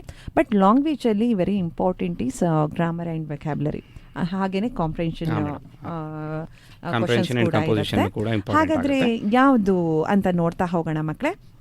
ಈಗ ಒಂದು ವಿಷಯದ ಬಗ್ಗೆ ಹೇಳಬೇಕು. ಗ್ರಾಮರ್ ಮತ್ತು ವೆಕ್ಯಾಬ್ಯುಲರಿ 1 ಮಾರ್ಕ್ ಕ್ವಶನ್ಸ್ಗೆ ನಾವು ಇವಾಗ ಗಮನ ವಹಿಸ್ತಾ ಹೋಗೋಣ.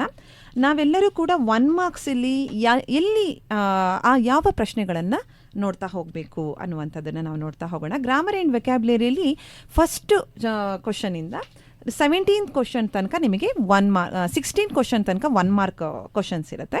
17th ಕ್ವಶನ್ ಎಡಿಟಿಂಗ್ ಆಗಿರುತ್ತೆ.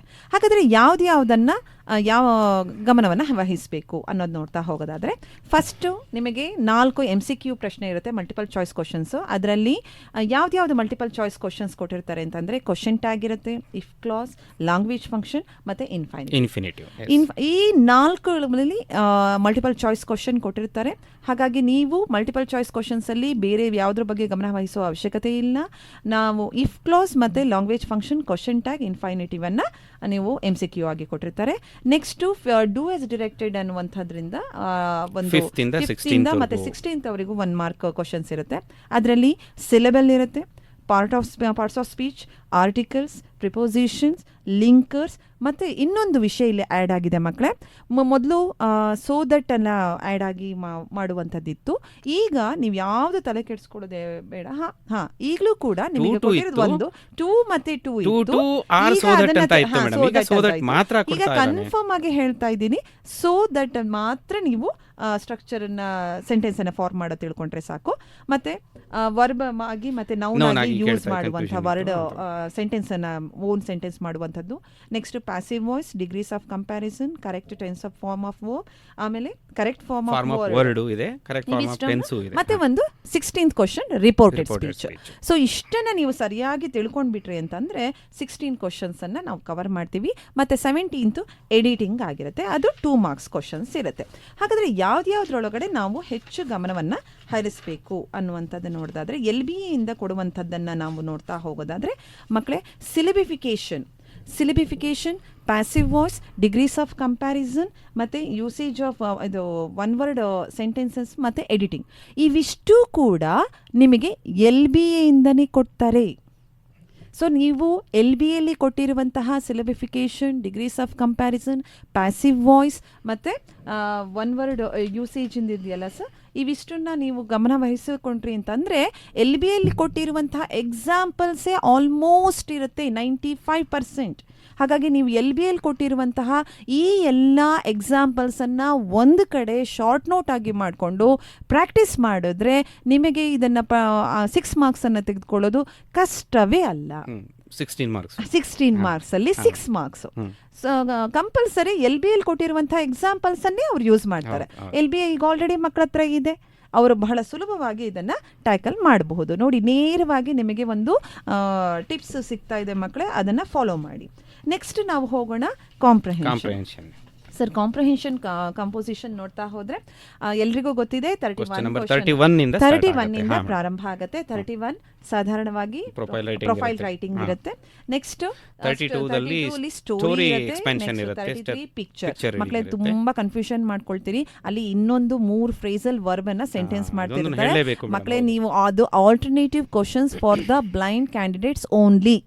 ಸೊ ನೀವು ಆ ಆಲ್ಟರ್ನೇಟಿವ್ ಕ್ವಶನ್ಸ್ ನಿಮಗೆ ಅಲ್ಲ, ಬ್ಲೈಂಡ್ ಕ್ಯಾಂಡಿಡೇಟ್ ಯಾರು ಇದ್ದರೆ ಅವರಿಗೆ ಮಾತ್ರ.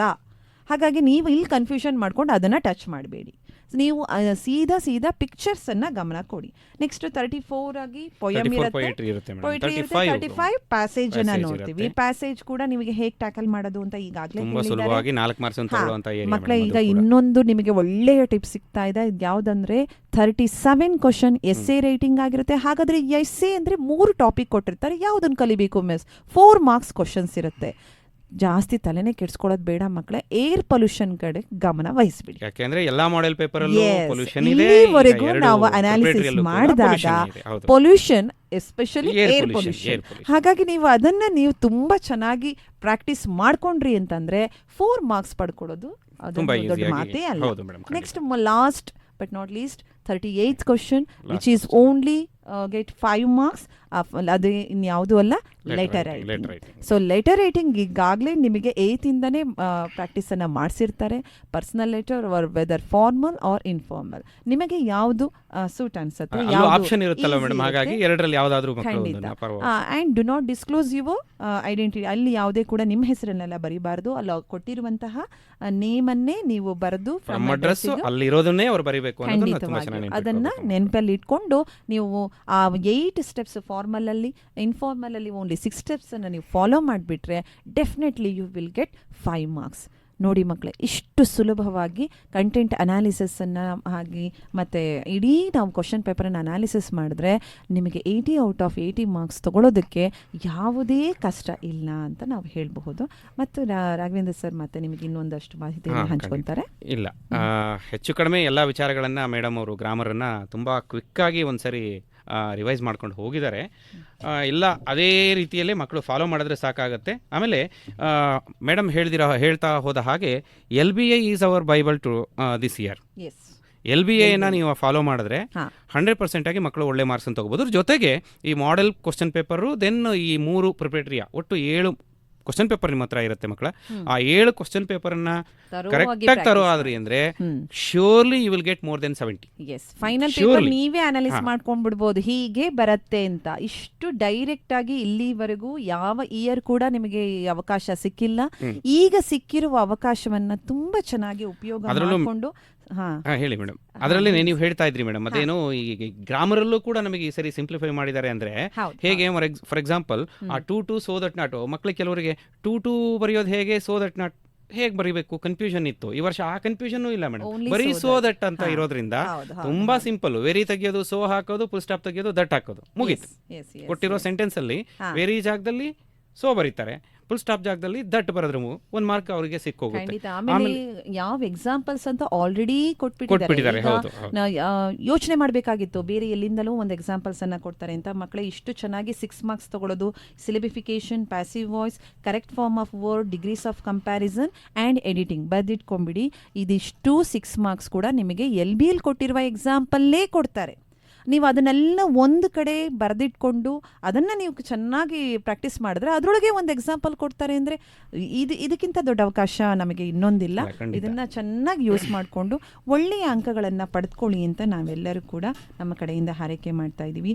ಒಟ್ಟಿನಲ್ಲಿ ನಮ್ಮ ಶಿವಮೊಗ್ಗ ಜಿಲ್ಲೆಯ ಎಲ್ಲ ವಿದ್ಯಾರ್ಥಿಗಳು ಕೂಡ ಉತ್ತಮವಾದ ಅಂಕಗಳೊಂದಿಗೆ ಉತ್ತಮ ಭವಿಷ್ಯವನ್ನು ರೂಪಿಸ್ಕೊಳ್ಳಿ ಅಂತ ನಮ್ಮೆಲ್ಲರಿಂದ ಹಾರೈಸ್ತಾ ಇದ್ದೀವಿ. ಖಂಡಿತ ಮೇಡಮ್. ಮಕ್ಕಳೇ, ಆತಂಕ ಬಿಡಿ, ಆತ್ಮವಿಶ್ವಾಸ ಬೆಳೆಸ್ಕೊಳ್ಳಿ. ನಾವು ಕೊನೆಯ ಮಾತು ನಾವು ಹೇಳೋದು ಏನು ಅಂದರೆ ಅಷ್ಟೇ, ಆತಂಕ ಬಿಡಿ. ಯಾಕೆ ಅಂದರೆ ಪರೀಕ್ಷೆ ಸುಮಾರು ಟೈಮಿಂದ ನಾವೆಲ್ಲ ಓದಬೇಕಾದ್ರೆ ಪರೀಕ್ಷೆ ಒಂದು ಯುದ್ಧ ಅನ್ನೋ ರೀತಿಯಲ್ಲಿ ಬಿಂಬಿತವಾಗ್ತಾ ಇತ್ತು. ಆದರೆ ಪರೀಕ್ಷೆ ಯಾವತ್ತೂ ಯುದ್ಧವಲ್ಲ. ಯುದ್ಧದಲ್ಲಿ ಗೆದ್ದವನು ಎದ್ದ, ಸೋತವನು ಸತ್ತ. ಆದರೆ ಪರೀಕ್ಷೆಯಲ್ಲಿ ಹಾಗಲ್ಲ. ಗೆದ್ದರೆ ಮುಂದಕ್ಕೆ ಹೋಗ್ತಾನೆ, ಸೋತ್ರೆ ಒಂದು ಎಕ್ಸ್ಪೀರಿಯನ್ಸ್ ಆಗುತ್ತೆ, ಮತ್ತೊಂದು ಹೊಸ ಅವಕಾಶ ಸಿಕ್ಕುತ್ತೆ. ಸೊ ನಮಗೆ ಏನೇ ಪ್ರಯತ್ನ ಪಟ್ಟರು ಕೂಡ ನನಗೆ ಬರೆಯೋಕ್ಕಾಗ್ತಿಲ್ಲ, ಕಲಿಯೋಕ್ಕಾಗ್ತಿಲ್ಲ ಅಂದರೆ ಅವಕಾಶ ಮುಗಿದೋಯ್ತು ಅನ್ಕೋಬೇಡಿ ವಿದ್ಯಾರ್ಥಿಗಳೇ. ಈಗ ಅವಕಾಶ ಇದೆ. ಈ ಒಂದು ವೇಳೆ ಎಕ್ಸಾಮಲ್ಲಿ ನಿಮಗೆ ಪಾಸ್ ಆಗೋದಕ್ಕೆ ಆಗಲಿಲ್ಲ ಅನ್ನುವಂಥ ಯಾರಾದರೂ ವಿದ್ಯಾರ್ಥಿಗಳಿದ್ದರೆ ಮೇಯಲ್ಲಿ ಮತ್ತೆ ಇನ್ನೊಂದು ಎಕ್ಸಾಮಿನೇಷನ್ ಇದೆ. ಆ ಎಕ್ಸಾಮಿಗೂ ಮಕ್ಕಳು ತಯಾರಾಗ್ಬೋದು. ಆ ಎಕ್ಸಾಮಲ್ಲಿ ಬರೆದು ನಿಮ್ಮ ಫ್ರೆಂಡ್ಸ್ ಜೊತೆಗೇ ಮುಂದಿನ ವರ್ಷ ಕಾಲೇಜಿಗೆ ಹೋಗೋದಕ್ಕೆ ಅವಕಾಶ ಕೂಡ ಇದೆ. ಆ ಒಂದು 2ನೇ ಎಕ್ಸಾಮ್ ಬರೆಯುವಂಥ ಲೆವೆಲಿಗೆ ಹೋಗಬೇಡಿ. ಆತಂಕ ಬಿಡಿ, ಆತ್ಮವಿಶ್ವಾಸ ಗಳಿಸ್ಕೊಳ್ಳಿ. ಗೆದ್ದೇ ಗೆಲ್ತೀರಾ. ಗೆಲ್ಲುವಂಥ ಅವಕಾಶ ನಿಮಗಿದೆ. ಒಂದು ವೇಳೆ ಗೆಲ್ಲಕ್ಕಾಗಿಲ್ಲ ಅಂದರೆ ಹೇಳಿದ್ವಲ್ಲ, ಇದು ಯುದ್ಧ ಅಲ್ಲ, ಸೋತವನು ಸತ್ತ ಅನ್ನೋದಕ್ಕೆ ಯುದ್ಧ ಅಲ್ಲ. ಸೋತವನಿಗೊಂದು ಎಕ್ಸ್ಪೀರಿಯನ್ಸ್ ಆಗುತ್ತೆ. ಮೇ ಎಕ್ಸಾಮು ಮತ್ತೆ ಬರುತ್ತೆ. ಆ ಎಕ್ಸಾಮನ್ನಾದ್ರೂ ಬರೆದು ಖಂಡಿತವಾಗಿ ನೀವು ಕಾಲೇಜಿಗೆ ಹೋಗ್ತೀರಾ, ಒಳ್ಳೆ ವಿದ್ಯಾಭ್ಯಾಸವನ್ನು ಗಳಿಸ್ಕೊಳ್ತೀರಾ ಅಂತ ಹೇಳ್ತಾ. ಆದರೆ ಈಗ ಕೊಟ್ಟಿರುವಂಥ ಇಷ್ಟೊಂದು ಒಳ್ಳೆಯ ಅವಕಾಶದಲ್ಲೇ ನಮ್ಮ ಎಲ್ಲ ವಿದ್ಯಾರ್ಥಿಗಳು ಕೂಡ 100% ಆಗ್ತಾರೆ ಎನ್ನುವ ಆತ್ಮವಿಶ್ವಾಸ ನಮಗಿದೆ. ಹಾಗಾಗಿ ಮಕ್ಕಳಲ್ಲಿಯೂ ಕೂಡ ಖಂಡಿತವಾಗಿಯೂ ಅದೇ ವಿಶ್ವಾಸವನ್ನ ನಾವು ಇಟ್ಕೊಂತ ಈ ದಿನದ ಕಾರ್ಯಕ್ರಮವನ್ನು ನಾವು ಮುಕ್ತಾಯಗೊಳಿಸುವಂಥ ಸಮಯ ಬಂದಿದೆ.